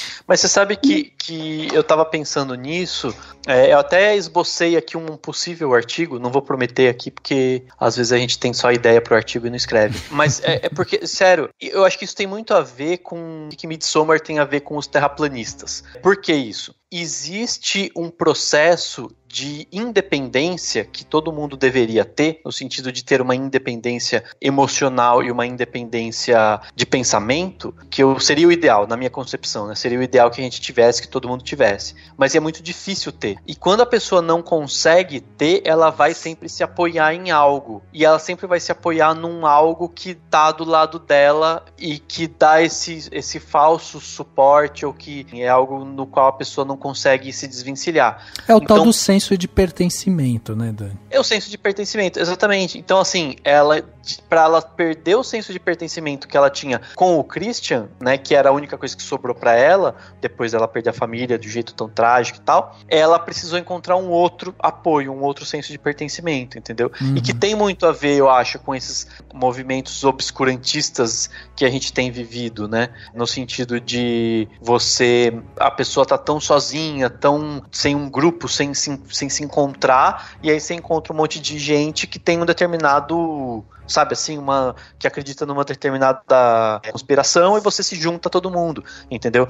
E que tem um pouco a ver com a temática, com uma outra temática, outra camada desse filme, que é essa de uma sociedade diferente, né? Que eu acho que tem muito isso, assim, hoje em dia as pessoas olham muito outras sociedades, de uma religião diferente, sei lá, seja um indígena em relação a quem não é indígena, o muçulmano em relação a quem não é muçulmano, sabe assim, o chinês em relação a quem não é chinês. As pessoas tendem a olhar e achar ruim, achar bizarro, achar louco, achar maluco, achar errado, quando não, é só uma outra sociedade. E aí entra essa questão do senso de pertencimento, no sentido de que você, tendo o senso de pertencimento a um grupo, você automaticamente quase que quer ignorar todo o resto e não aceitar que o resto existe. E se você tiver uma independência de pensamento e de sentimento e tal, emocional, você tende a aceitar mais esse outro e a aceitar mais as outras coisas e a se sustentar sozinho sem precisar necessariamente do senso de pertencimento o tempo inteiro. É justamente uma das bases do próprio subgênero. A maioria dos filmes de folk horror tem justamente esse conflito entre duas opções, dois modos de vida, só que a ideia é que todos esses modos de vida têm seus custos e benefícios. Então, geralmente o apelo da comunidade que é mostrado ali como alternativa, que seria o modo de vida pagão, ou o modo de vida mais ligado com a natureza, ele está sempre muito ligado com o valor da vida em comunidade, como também liberdade sexual. Quase todos os filmes de folk horror têm um pouco disso, mas mostrando que, apesar dessa comunidade parecer a melhor alternativa, justamente por toda essa liberdade, ela também tem os seus custos, que aí é o que a gente descobre através dos sacrifícios, dos rituais, quais são os custos que vêm junto com todo aquele valor que à primeira vista parecia muito interessante. Exato. Não, e deixa eu até colaborar para essa viagem do Dani, porque eu acho que ela faz muito sentido realmente, porque assim, se a gente for parar para pensar, vamos parar para pensar no filme, né, em si. A Dani, ela perdeu os pais porque a irmã matou eles e a irmã se matou. É um trauma gigantesco que ninguém faz ideia do que é isso, como que isso se desenvolve, né? Então é difícil de você se conectar com uma pessoa que passou por isso, porque você não tem noção do tamanho da dor dessa pessoa se você não vivenciou aquilo. Então é difícil você fazer essa conexão. A partir do momento que ela sofre esse trauma, ela fica em casa, ela tá deitada, ela tá, né, num ambiente fechado, e isso o filme ele mostra desde o começo, né? Ela tá ali fechada, apertada num apartamento pequeno, e aí a gente vai tendo aquelas simbologias dos quadros e tal, que a gente vai vendo que pode ser também uma interpretação, justamente essa vontade dela de explodir, de sair, né? Então os quadros vão representando muito isso também. Enfim, daí ela se força a sair dessa depressão, ela se força a tentar ter uma vida normal e tal, mas ela não se encaixa mais nisso. Ela passou por um negócio muito pesado, ela não se encaixa. E o namorado, que é o suporte dela e tal, ele não é a família dela, ele não se conecta com a dor dela, ele não sente a dor dela, ele esquece do aniversário dela e tal. Então assim, ela tá sozinha. E aquele momento em que ela tem aquela conversa com o Peele, que eles dois estão sentados naquele quarto maravilhoso, cheio de pinturas, runas e tal, que tá tudo lá, né? O Peele, ele fala pra ela, quase como um psicólogo, né? Ele fala, você pensou, o Christian, ele representa pra você essa família, esse aconchego, essa tranquilidade, ele representa isso? Ele faz esse questionamento e ela fica ali pensando, ela não responde. Muito bem, então ela tá tentando se reencontrar. E aí, a partir do momento em que ela vai para um lugar onde ela é a única pessoa daquele grupo que chegou ali, que ela realmente vivencia o que aquelas pessoas propõem, sabe, participa do festival, ela dança e tal, e ela vira a rainha daquele lugar, e aí no momento em que ela se sente traída, porque ela já passou por todos os traumas, ainda vê o namorado traindo ela ali e tal, e ela sente aquela dor, e aquelas mulheres todas se conectam a ela, e sentem a dor dela, e gritam com ela e tal, pronto, ela se achou, ela se conectou, ela sabe, ela encontrou um norte. E aí faz sentido isso que o Dani tá falando, porque inclusive quando a gente tava assistindo o filme, eu achei bizarro como as pessoas dentro do cinema, elas tinham a mesma reação dos americanos que estavam lá, vivendo dentro daquela sociedade. Eles riem, sabe, o pessoal do cinema, tipo, rindo da cerimônia do acasalamento e tal, sabe? Mas acho que ele é um filme que flerta com o humor, no sentido de fazer coisas tão ridículas a ponto das pessoas rirem. Então, eu não ri porque eu tava muito tenso. Mas eu acho que ele tem isso. Eu vi muita gente comentando o quanto ele é risível. E o horror flerta muito com o risível em muitos momentos, né? Não, sim, sem dúvida. Mas esse que é o ponto. Porque olha só, esse risível, e aí eu vou conectar com uma outra palavra que você falou, que é o ridículo. Esse momento em que a gente, tipo, olha uma outra coisa, uma outra cultura, um outro ponto de vista, e a gente fala que é ridículo, a gente tá ou minimizando aquela outra sociedade ali, a gente tá, tipo, falando, aquilo ali é ridículo, é bobo, entendeu? Então, assim, ou a gente tá minimizando aquilo e tá elevando o que a gente acredita ser o que é verdade, e eu acho que é isso que é o cínico desse filme, entendeu? Sim. Porque daí o cara que é o espectador, ele tá tendo exatamente a mesma postura das pessoas que estão lá vivenciando aquilo no filme, entendeu? O personagem que tá lá, que tá falando, nossa, que coisa bizarra isso daqui que eu tô vivendo aqui. Sim. É o que a gente tá falando, na verdade, também. A gente tá falando disso, mas a gente tá fazendo um paralelo, mas como todo bom filme de terror, ele eleva a máxima potência. Lógico. Quando a gente diz que tem que respeitar uma outra sociedade, a gente não tá dizendo, gente, se vocês quiserem no país de vocês, na religião de vocês, subir num precipício e sair pulando, então tá tudo bem. Eu acho que não tá tudo bem. Porque o que o filme mostra é um caso extremo pra gente poder pensar na sociedade, que a gente tá pensando aqui de uma forma mais ampla, né? I was so very sorry to hear about what happened. I'm sorry.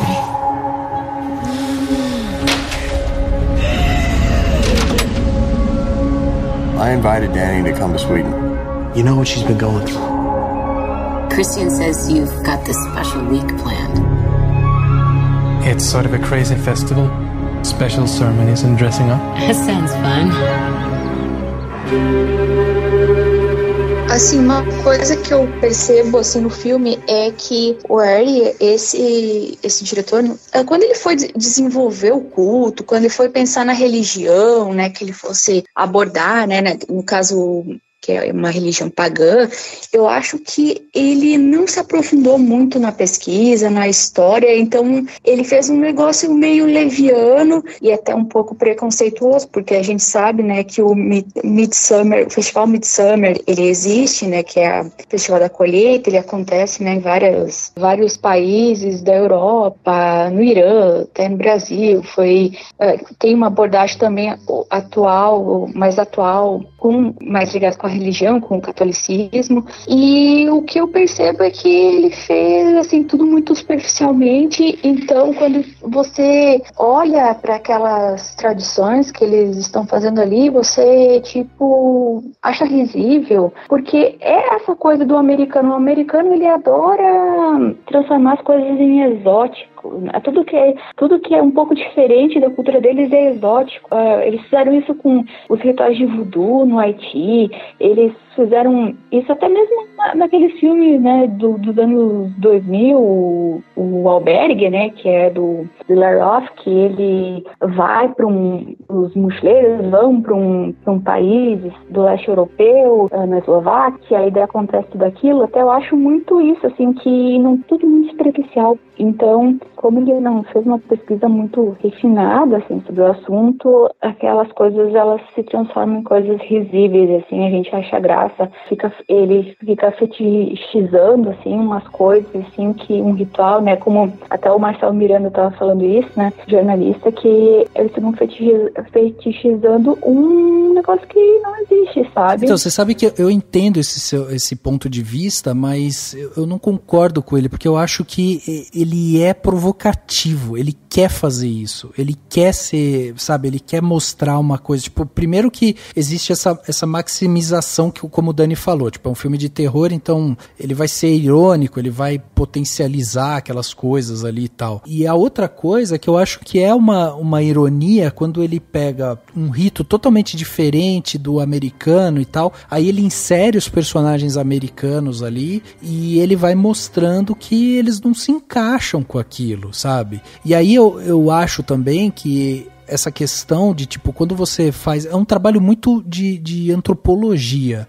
E eu tive uma vez um professor de antropologia que falou pra mim que foi em muitas aldeias indígenas e tal, e que a gente ficaria chocado com um tipo de ritual que acontecem dentro das aldeias indígenas, inclusive envolvendo a morte também, sabe? Então, assim, eu acho que a grande questão desse filme, ele traz também essa reflexão para o que é o normal, entende? Tipo, será que isso é normal? Tipo, será que a gente está vivendo o que é o normal, o que é o certo?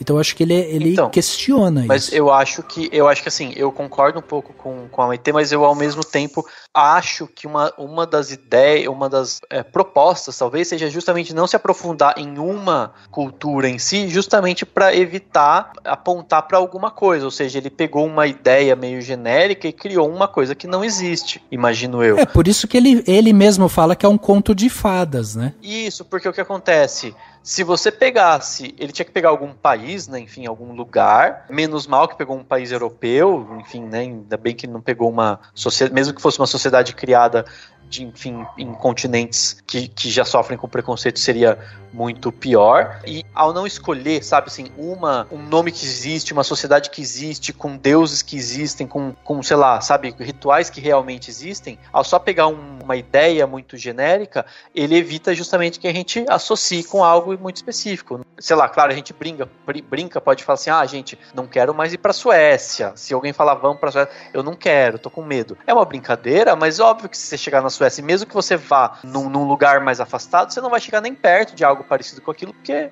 ele inventou aquilo. Então, ao mesmo tempo em que você tem o problema de criar algum tipo de visão americanizada e ocidentalizada de algo muito diferente, ele tá pegando algo meio genérico, entendeu? Então, eu acho que ele traz essa questão da fantasia, ele potencializa, obviamente, mas eu acho que a intenção dele é ser provocativo nesse sentido de, sabe, assim, não existe um normal. Por isso que a fala do Christian, ela, pra mim, ela é uma fala muito interessante quando ele fala, viu, isso daqui é da cultura deles. Talvez a gente coloca nossos velhos em asilos, talvez eles aqui ficariam horrorizados. E eu acho que faz sentido isso mesmo, porque a gente tem a pretensão, e aí tem essa questão crítica quanto à visão americana, que é, o americano entende que a visão dele de capitalismo, de sociedade e tal, é a visão perfeita. E se você não se encaixar naquilo que eles falam, você tá errado.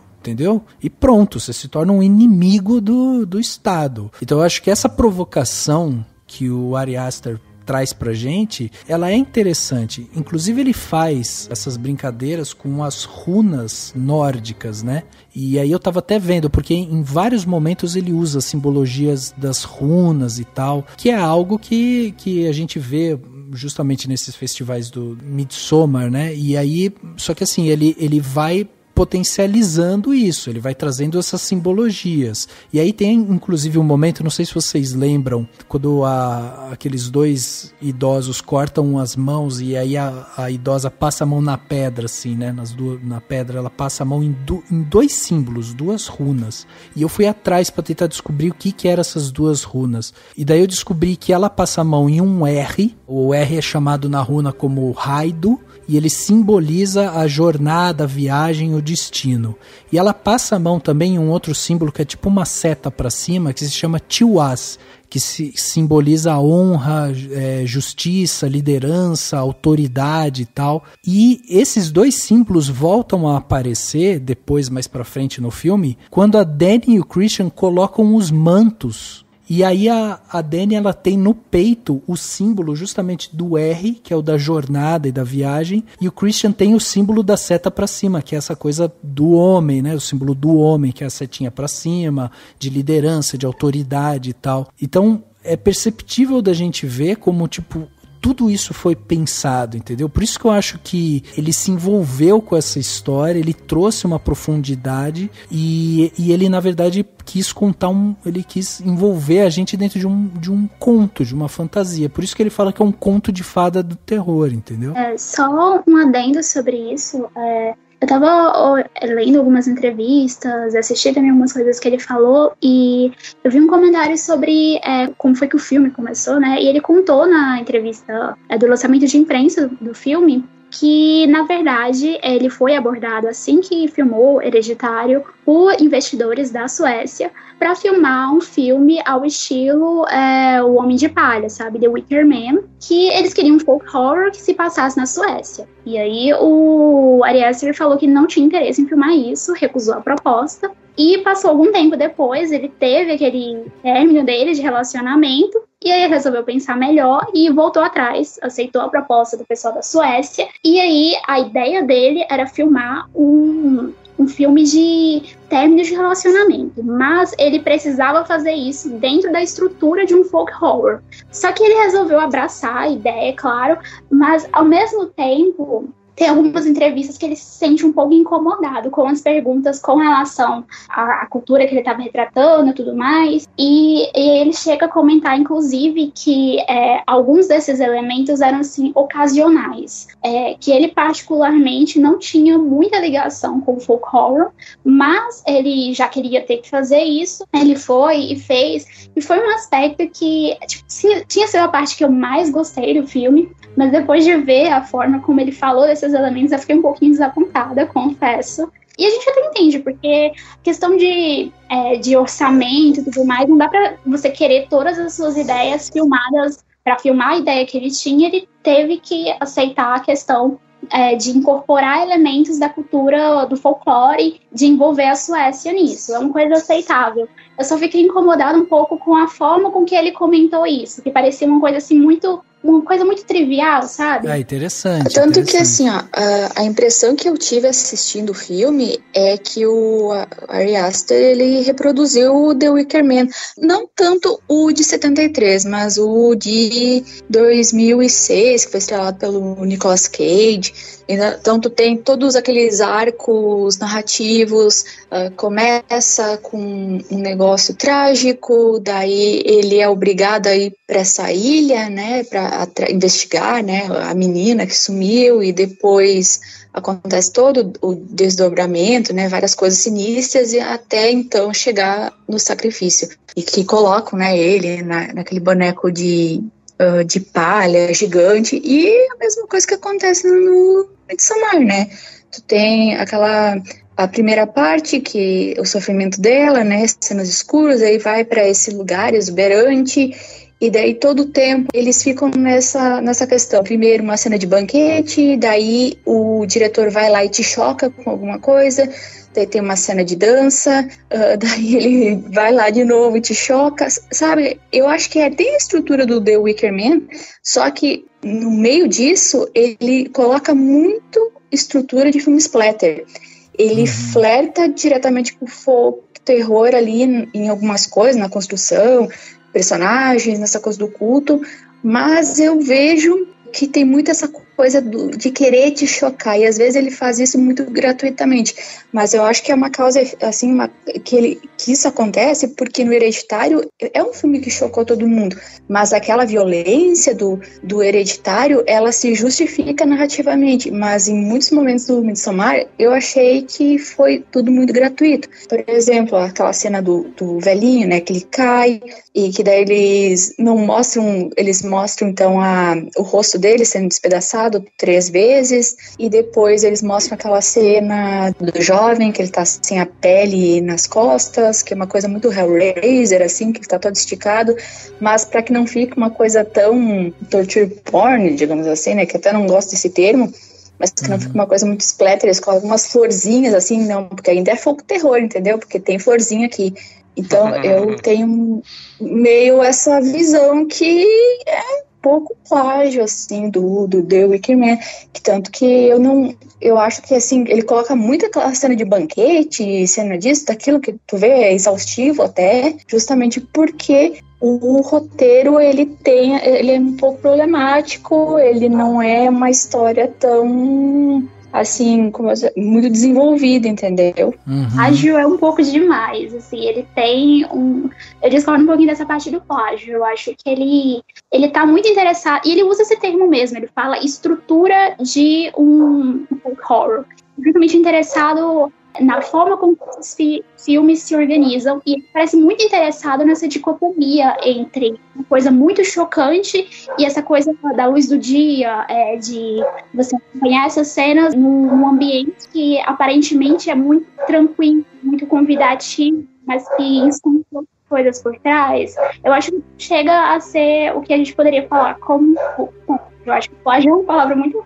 Mas ele claramente está seguindo uma estrutura do que seria um folk horror. Eu, inclusive, queria que ele assumisse mais isso, sabe? Eu já fiquei feliz de ver ele, né, em entrevistas, assumindo que, olha, eu tô fazendo isso, eu estou vinculado nesse subgênero, mas eu queria que ele abraçasse mesmo, falasse... Não, porque eu me senti muito incomodada com algumas coisas que ele comentou, de ser... Alguns elementos ali são triviais. Ele chegou, inclusive, a falar que alguns elementos do folk horror ele acha tedioso, sabe? E eu fico assim, e aí dói no coração de quem gosta do gênero, implicando por causa disso, de ficar assim, cara, não é tedioso, por que você tá falando isso? Mas, no geral, eu acho que ele lidou bem. Talvez o maior problema do filme seja justamente uma bifurcação ali. Eu lembro de algum crítico que falou nesse sentido, de ter uma espécie de bifurcação na história, tipo um desequilíbrio entre a história que o Ari Aster queria contar daquele término, daquela dor, e o folk horror. Alguns momentos ali parece que as coisas estão um pouco desequilibradas, mas no geral eu achei a ideia excelente. São assim, coisas muito pequenas que realmente parecem um pouco deslocadas, mas no geral, assim, eu não diria plágio. Eu acho que ele seguiu bem a estrutura do subgênero, sabe? Eu achei interessantíssimo isso que vocês trouxeram, porque eu não tenho base nenhuma pra terror. E eu achei incrível isso que vocês falaram, porque eu não sabia dessa conexão que ele poderia ter com subgêneros e tal. E pra mim, assim, teve coisas... Eu até acho que a história em si, ela é realmente muito quadradinha. Eu acho que esse é o problema pra mim do filme, sabe? Como vocês falaram lá no começo também. Tudo que você prevê que vai acontecer, meio que vai acontecendo. Então, assim, não tem uma grande surpresa nem nada, assim. Tipo, a estrutura dela é muito, muito manjada, assim, né? Mas o que mais me encanta, na verdade, é justamente essa segunda camada do filme e a câmera que ele traz pra gente. Então, tipo, significados sabe, símbolos que ele vai trazendo pra gente ali ao decorrer do filme, que realmente você vai degustando aqueles significados ali e tal, de uma outra forma. Por exemplo, um significado, uma câmera que eu acho que ele usou de uma maneira tão simples e é tão significativa, é quando eles estão pegando o carro, eles estão na Suécia indo em direção à cidade, lá, aquela civilização lá e tal, eles estão com o carro, ele vira a câmera de ponta cabeça, é tão incômodo aquilo, e é muito simbólico, porque é realmente, você tá saindo de uma realidade e tá entrando em outra realidade, né? Eu gosto muito da parte do momento bem longo, uma cena razoavelmente longa antes, eu acho que é antes, né, dessa entrada de que a câmera dá uma pirueta, que é basicamente uma cena de uma estrada de ponta cabeça. É como se eles estivessem quase que justamente, eles estão mudando de mundo, eles estão entrando num outro mundo, num outro espaço. E até tem uma leitura que eu vi, não sei se eu concordo, também não gosto de coisas muito assim, mas que seria justamente na questão do conto de fadas, quase que com uma coisa do Alice no País das Maravilhas, né? Assim, eles estão, é a imaginação da Dani, aquilo é só um processo dela, não tá acontecendo de verdade. Eu acho forçado dizer assim, não aconteceu, não tem nada que diga isso, mas é uma imagem que fica, né, uma coisa essa coisa do ponta cabeça, de um outro mundo, do mundo que a Alice do País das Maravilhas entra, um outro universo, assim. Isso eu achei bem legal, eu gostei bastante desse filme. Welcome and happy midsummer. Skål! What time is it? 9 p.m. That can't be right. The sky is blue. This is what 9 p.m. is like here.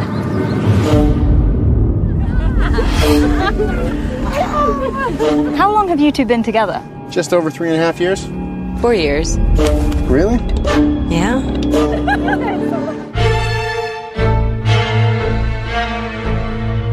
Gente, vamos dar as nossas notas então para esse filme, pra gente simbolizar, né, o quanto a gente gostou desse filme ou não, né? Então, Dani, eu queria que você começasse, para as meninas irem se aquecendo, pensando nas suas notas. Pode ser nota quebrada, né? O Dani tá vindo uma sequência de notas quebradas. Vai seguir, Dani, essa sequência para Midsommar? Acho que vou. Sabe por quê? Porque eu ia dar, inicialmente eu pensei em 4,5 pra esse filme, que eu gostei bastante dele. Calma, não é essa nota, tá?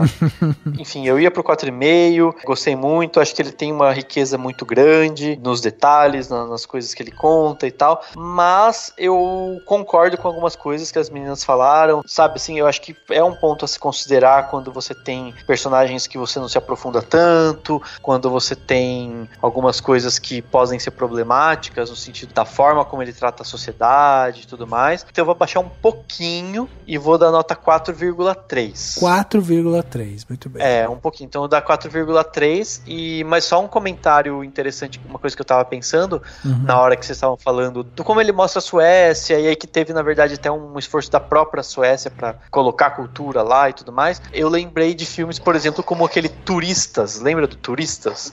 Acho que é de 2006, 2016, que tudo bem, é ruim, mas assim, tem gente que critica porque ele tem uma imagem super negativa do Brasil e tal, aquela coisa de nossa, mas assim, é um filme que aquela é a proposta dele, e no fim ele às vezes traz mais turista pro Brasil, né, mais pessoas interessadas em vir pro Brasil, do que nunca falar do país. Então, até de repente, até o Anaconda, às vezes desperta em alguém o interesse em conhecer a Amazônia, né, não vai ter nenhuma Anaconda que nem lá no filme da Anaconda, que também é todo tosco, querendo ou não, eles estão falando de um país, do Brasil no caso, que é pra gente se localizar. Então, eu acho que é muito isso, assim, sei lá, da mesma forma que falaram que aumentou o turismo em Chernobyl, é bem possível que tenha muita gente querendo ir pra Suécia agora, então isso eu acho interessante, e é assim, é curioso, né, como que às vezes até uma coisa que parece tratar com um pouco de desrespeito em alguns momentos, ou se a gente pode questionar, né, se ele mostra a cultura nórdica de uma maneira meio ruim, sempre dá aquela desviada e acaba caindo num chamar atenção, o famoso fale mal, mas fale de mim e tudo mais.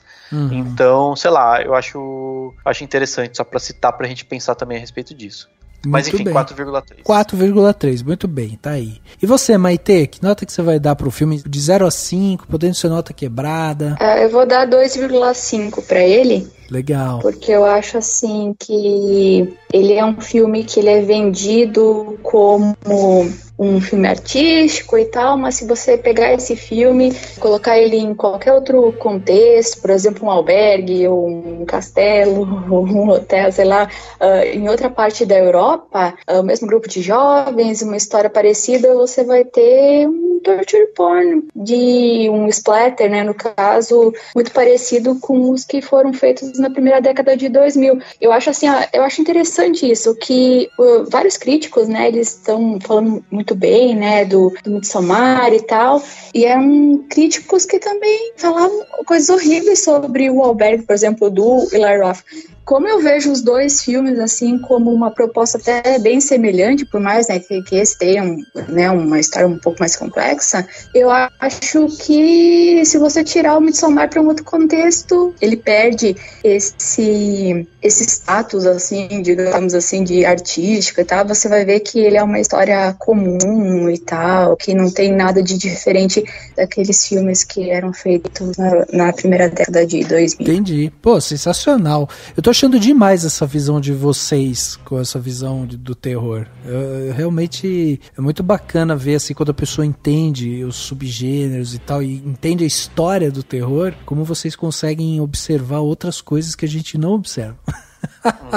Eu gostei também. E você, Natália, de 0 a 5, qual vai ser a nota que você vai dar? Esse filme me deixou muito na dúvida. Principalmente quando falou, eu fiquei desesperada, assim, gente, nota pra esse filme. Mas eu acho que a minha nota vai ser 4. 4? Olha aí. Eu vejo vários problemas em Midsommar, mas tem uma coisa que há muito tempo, quando eu penso em cinema de uma forma um pouco mais geral, especialmente se eu olho numa linha mais mainstream da coisa, eu sinto que o processo de ir no cinema, assistir, formar uma opinião, é muito rápido, sabe? Você sai do cinema e já diz, eu gostei, eu não gostei, é tudo muito... Até parece que não tem muito conteúdo, muita coisa substancial pra você analisar e pra você pensar a respeito. E quando eu terminei de assistir Midsommar, eu simplesmente não sabia o que eu tinha achado. Eu não sabia dizer se eu gostei ou se eu não gostei. Eu me senti forçada a pensar um pouco mais sobre o filme. E por mais que pareça uma coisa meio um paradoxo, uma coisa meio incômoda, eu acho que eu gostei desse incômodo, dessa coisa de não saber dar uma resposta imediata pro filme, de ter que digerir ele um pouco mais, de perceber coisas diferentes na medida em que eu fui pensando a respeito.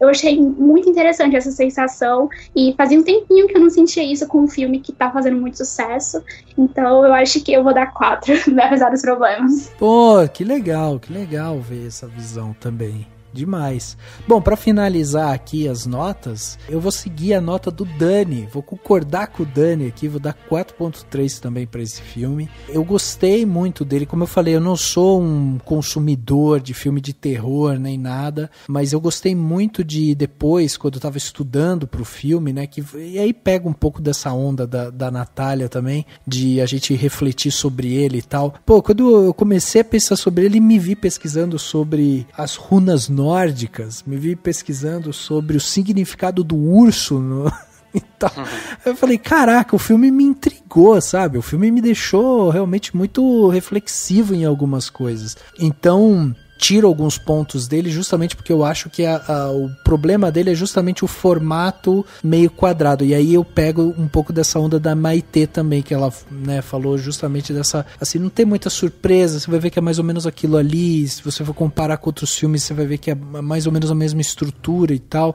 e eu acho que esse é realmente um problema dele. Mas eu me vi degustando muito mais essa segunda camada dele, que era esses simbolismos, né, toda essa questão da câmera que o Ari Aster traz pra gente e tal. Então eu fiquei bem intrigado com esse filme. Eu gosto de filme que me provoca, assim, sabe, que me provoca a pensar, essa coisa também sabe, de me apresentar uma cultura, e por isso até que eu fiquei meio assim quando eu vi as pessoas rindo no cinema e tal, porque eu falava, cara, a gente tá vendo sabe, uma coisa que não faz parte do nosso dia a dia, tipo, pô, vamos observar sem julgar, sabe, vamos tentar entender um pouco da visão do outro, sem a gente colocar a nossa verdade na frente da verdade dos outros e tal. E aí quando eu me vi pensando nisso, assim, eu falei, caraca, esse filme tá me provocando a pensar essas coisas e tal, então eu gostei muito disso. E cinematograficamente falando, o filme tem essa questão da câmera, das cores e tal. Pra mim o filme é uma pintura, assim,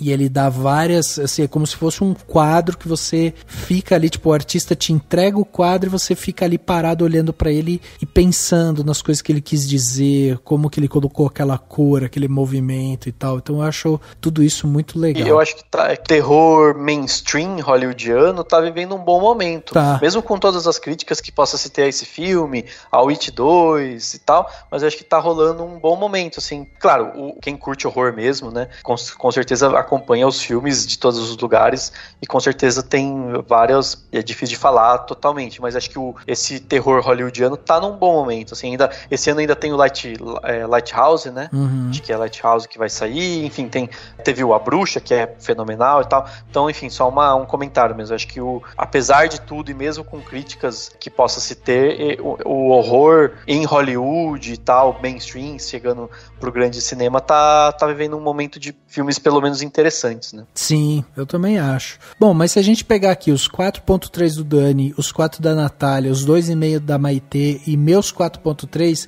estamos carimbando aqui para Midsommar a nota de 3,78. Olha aí que maravilha, uma nota quebradinha, mas que mostra aí que é um filme que gera essa curiosidade. Então, para você que não assistiu, que ficou aqui junto com a gente, vendo a gente discutir um pouco o filme, corre para um cinema perto de você, assiste o filme e depois manda seu comentário. O que mais que você viu no filme? Porque o filme ele realmente não é uma caixinha fechada, né? Ele tem muita interpretação dentro dele. Então dá pra gente realmente ver ele de várias formas e cada um ali vai interpretar a sua maneira e a gente quer saber qual é a sua.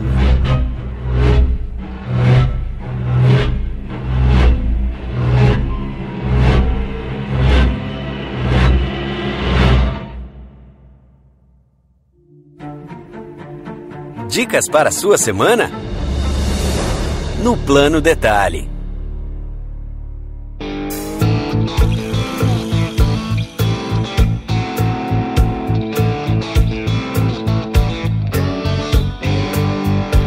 Plano Detalhe da semana, aquele momento, né, bom pra gente dar aqui as nossas dicas de coisa boa, coisa ruim, coisa divertida para você fazer durante a sua semana, né?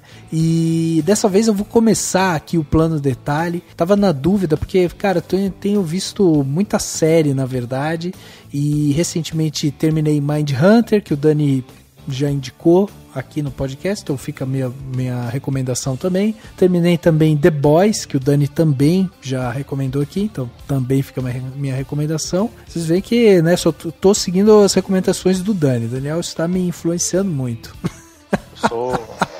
Sou um selecionador de coisas para as pessoas. É um oráculo da... oráculo. Bom, e aí eu tenho aqui um plano detalhe. Na verdade é um plano detalhe de uma coisa que eu gosto muito, eu acho que para quem quiser ver, que é corrida, Fórmula 1. Eu já indiquei aqui recentemente um documentário que falava sobre a Fórmula 1 na última temporada que passou, mas eu vou dar uma outra dica, que é um documentário que inclusive tá na Netflix, que se chama Williams. E é um documentário que conta a história da equipe Williams, né? Principalmente do Frank Williams, que é o cara que fundou a equipe. Por que eu acho esse documentário interessante? É um documentário que vai atrás de um cara que era obstinado por vitória, sabe, competição e tal. Em determinado momento da vida dele, ele sofreu um acidente, ficou paraplégico. Hoje ele é presidente da equipe, mas ele se mantém nativo, ele se mantém lá indo nas competições e tal. Então é um cara que mostra muita resiliência com essas coisas. E o documentário vai entrar dentro da equipe para mostrar um pouco como que as atitudes dele influenciaram com a família ali e também como ele se vê, porque ele é um cara muito frio, assim, é um cara muito racional e tal. Então é um cara que não gosta de demonstrar muito as suas emoções e foi muito impactante, assim, porque ele era um cara que gostava de correr, estava sempre participando de prova de atletismo e tal, e de repente se viu numa cadeira de rodas e sem conseguir se movimentar, e ele teve que trabalhar muito a cabeça dele. Então eu acho que é um documentário interessante para quem gosta de Fórmula 1. Ele é um documentário interessante porque vai atrás da última equipe também do Senna. Inclusive eles falam um pouquinho do Senna lá, mas nada demais ali, falam rapidamente, e depois eles vão falar também mais sobre essa questão humana, de quem é o Frank Williams, como que ele conseguiu se reinventar e tal. E eu acho demais conhecer essas histórias por trás dessas grandes corporações ali que estão movimentando milhões de dólares, de euros e tal, né, por conta de um esporte. E nesse caso também vai com essa história humana e simpática do Frank Williams. Então eu tenho essa dica hoje desse documentário Williams, que está na Netflix, e links estarão aqui no post desse podcast de tudo que a gente indicar. E aí eu vou começar agora com a Maitê. Maitê, o que você trouxe pra gente de plano detalhe para essa semana? Então, eu queria indicar uma série que está no Amazon Prime, que é The Goldbergs, que é uma série muito divertida, uma família, assim, bem engraçada, bem divertida, e tem muita referência na série dos anos 80, que é uma coisa que eu gosto muito, e tem muita referência de filme de terror, de ficção científica, de todas as coisas, assim, da cultura pop que rolaram nos anos 80. Inclusive, essa série foi responsável, né, por trazer o Robert Englund, que, né, faz o Fred Krueger. Ele voltou a vestir a maquiagem, né, que era uma coisa que ele disse que ele não iria fazer mais, especialmente para essa série, porque é uma série fantástica, é muito legal, é muito engraçada. É isso que eu gostaria de indicar para vocês. Pô, que legal! Fiquei surpreso, você indicando uma série de comédia oitentista.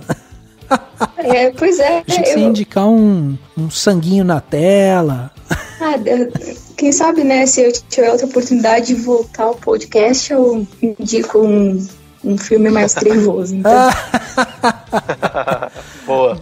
Demais. Cara, que legal. E eu agora tenho a Amazon Prime e já tô colocando na minha lista, porque agora tem que começar a colocar coisa na lista da Amazon Prime só pra eu sentir aquele desespero de não conseguir assistir tudo que eu colocar na lista, sabe? Como eu já faço comigo na Netflix. E aí, Natália, o que você trouxe pra gente também de plano detalhe? Bom, a minha indicação vai ser um filme que é um pouquinho complicado de achar pra assistir, mas se você tiver a oportunidade, assista, que é One Cut of the Dead. Acho que ele foi traduzido pra Plano Sequência dos Mortos. É um filme independente japonês de 2017. Sim, um sucesso que ninguém esperava.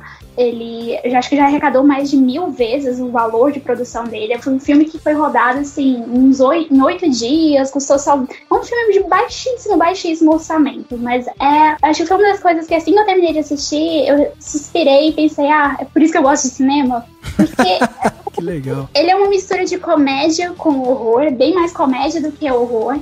E eu acho que se você souber muito sobre o filme, acaba estragando um pouco a experiência, mas é basicamente um plano sequência, ou seja, é um filme filmado em um único plano, você não tem cortes de cena, durante mais ou menos 40 minutos ali, a câmera segue direto, e aí depois nós temos uma revelação sobre o que havia por trás daquele plano sequência. Então, o que eu digo é não leia nada a respeito, só vai. Se eu não me engano, aqui no Brasil ele passou em algum alguns festivais. Fora, ele já foi convidado para remake americano, já tá rolando em algumas plataformas de streaming. Então fica a esperança de alguma plataforma de streaming daqui também adquirir os direitos. E ele é um filme que, assim que você termina, você quer assistir de novo. Acho que é uma das melhores coisas que eu já vi no cinema de terror recente. E todo lugar que alguém me pede uma indicação, eu falo, assista o Plano de Sequência dos Mortos. Então, essa é a minha indicação. Caraca, que legal. Eu tava olhando aqui a capa dele. A capa dele já é tão curiosa, né? Uma capa amarela com sangues e uns desenhos na tela. Cara, muito legal. Me lembrou muito aqueles filmes a capa, né? Porque eu não assisti, mas me lembrou muito aqueles filmes da Pantera Cor-de-Rosa, antigos, com Peter Sellers e tal, sabe? Ele é muito interessante, eu amo tudo a respeito desse filme, eu sou muito suspeita pra indicar.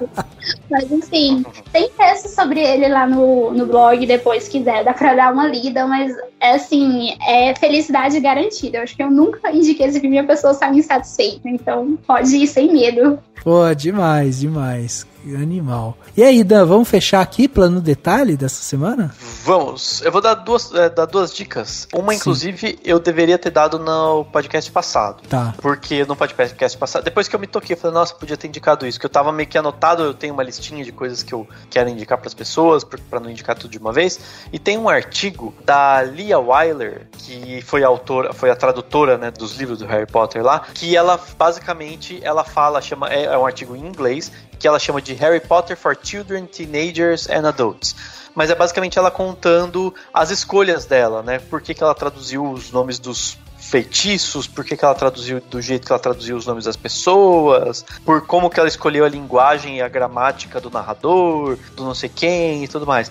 É bem interessante, ela vai explicando detalhadamente por que ela fez tudo. A Lia Wyler, pra quem não sabe, faleceu, né, já faz um tempo. Esse artigo é de um bom tempo atrás, mas é bem interessante. E como o podcast passado a gente falou entrevistou, né, a Marina Fragano Baird, que é a tradutora e faz as legendas dos filmes, fica uma curiosidade para as pessoas que ouviram e falaram, pô, quero entender um pouco mais e tal. Esse é sobre tradução de livros, inclusive foi a Marina que fez a legendagem, né, dos filmes do Harry Potter, então é legal que, enfim, a gente consegue entender um pouco por que tem aqueles termos, por que foram escolhidos aqueles nomes de feitiços e não de outros e tal. Então, enfim, fica essa sugestão desse artigo. Legal. E aí você fala, mas eu não leio em inglês, não quero ver esse artigo, não quero ler sobre isso.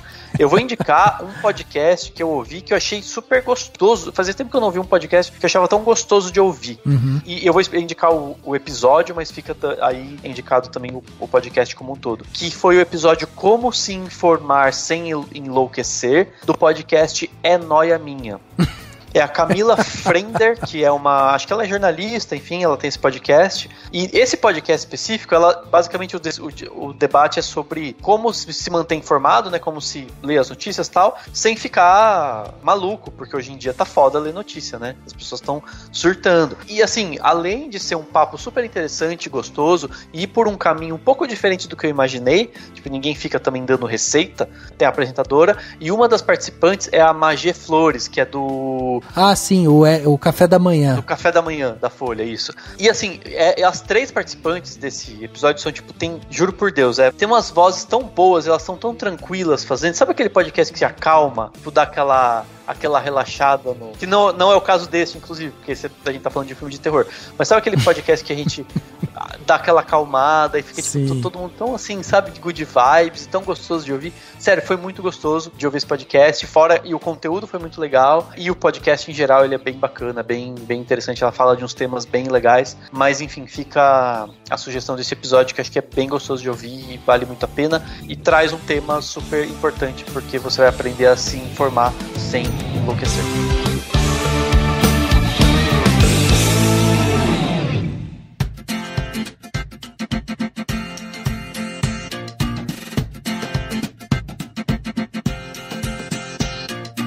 Chegando ao final desse podcast de Animação 338, batemos esse papo aqui sobre Midsommar, esse filme aí tão intrigante, né, que provocou a gente de vários sentidos, e a gente bateu esse papo super gostoso aqui com a Natália, com a Maitê, sobre esse filme que ainda está no cinema, então você pode correr lá para ver esse filme. Natália, queria agradecer a sua presença aqui com a gente, na sua estreia nos podcasts aqui. As pessoas pela primeira vez na história desse país estão ouvindo sua voz no podcast.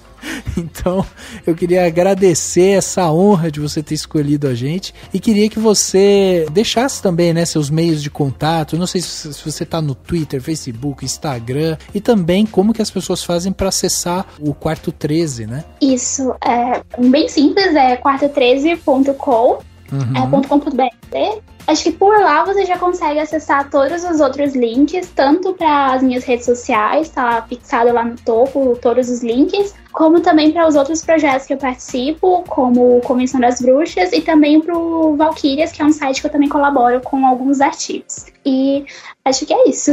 Que bom, que bom. Obrigado novamente pela sua presença aqui com a gente, viu? Imagina, eu que agradeço o convite.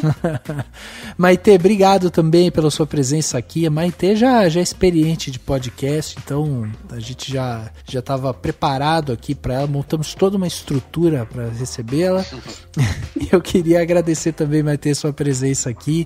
E fala também sobre suas redes sociais, o Final Girl, como é que acessa lá, como é que faz para acompanhar seu trabalho aí? Então eu queria agradecer muito o convite de vocês. Para acessar o blog é www.finalgirl.com.br e também tem lá no menuzinho, tem todas as minhas redes sociais, meu Twitter, a página do blog, no Face, que eu costumo colocar mais informação, né, porque a gente acaba não conseguindo contemplar tudo no blog. E também eu queria deixar o Twitter do Convenção das Bruxas, que é o nosso projeto, né, que a gente está preparando então esse projeto agora para Outubro Macabro, que é o Coven Bruxas, tudo junto, que depois com certeza os meninos vão colocar aqui embaixo na descrição, daí vai ficar melhor para vocês encontrarem.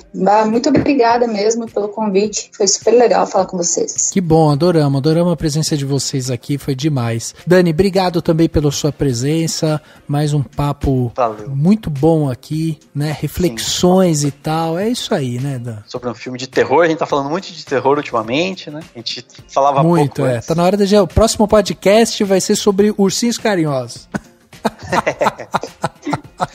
Mas é isso. Não, mas beleza, obrigado Natália, obrigado Maitê, obrigadão pela presença e espero que eu tenha contribuído aqui com o debate, porque afinal de contas eu vim pra me somar, né, e não pra ao debate.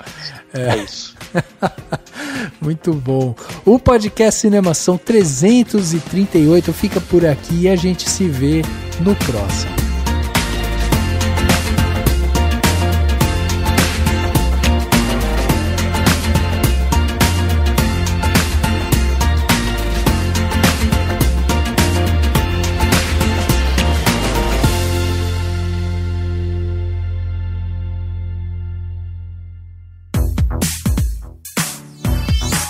Esse podcast foi editado pela Isso Aí Design. Tudo isso é forma com função. É design estratégico. É isso aí.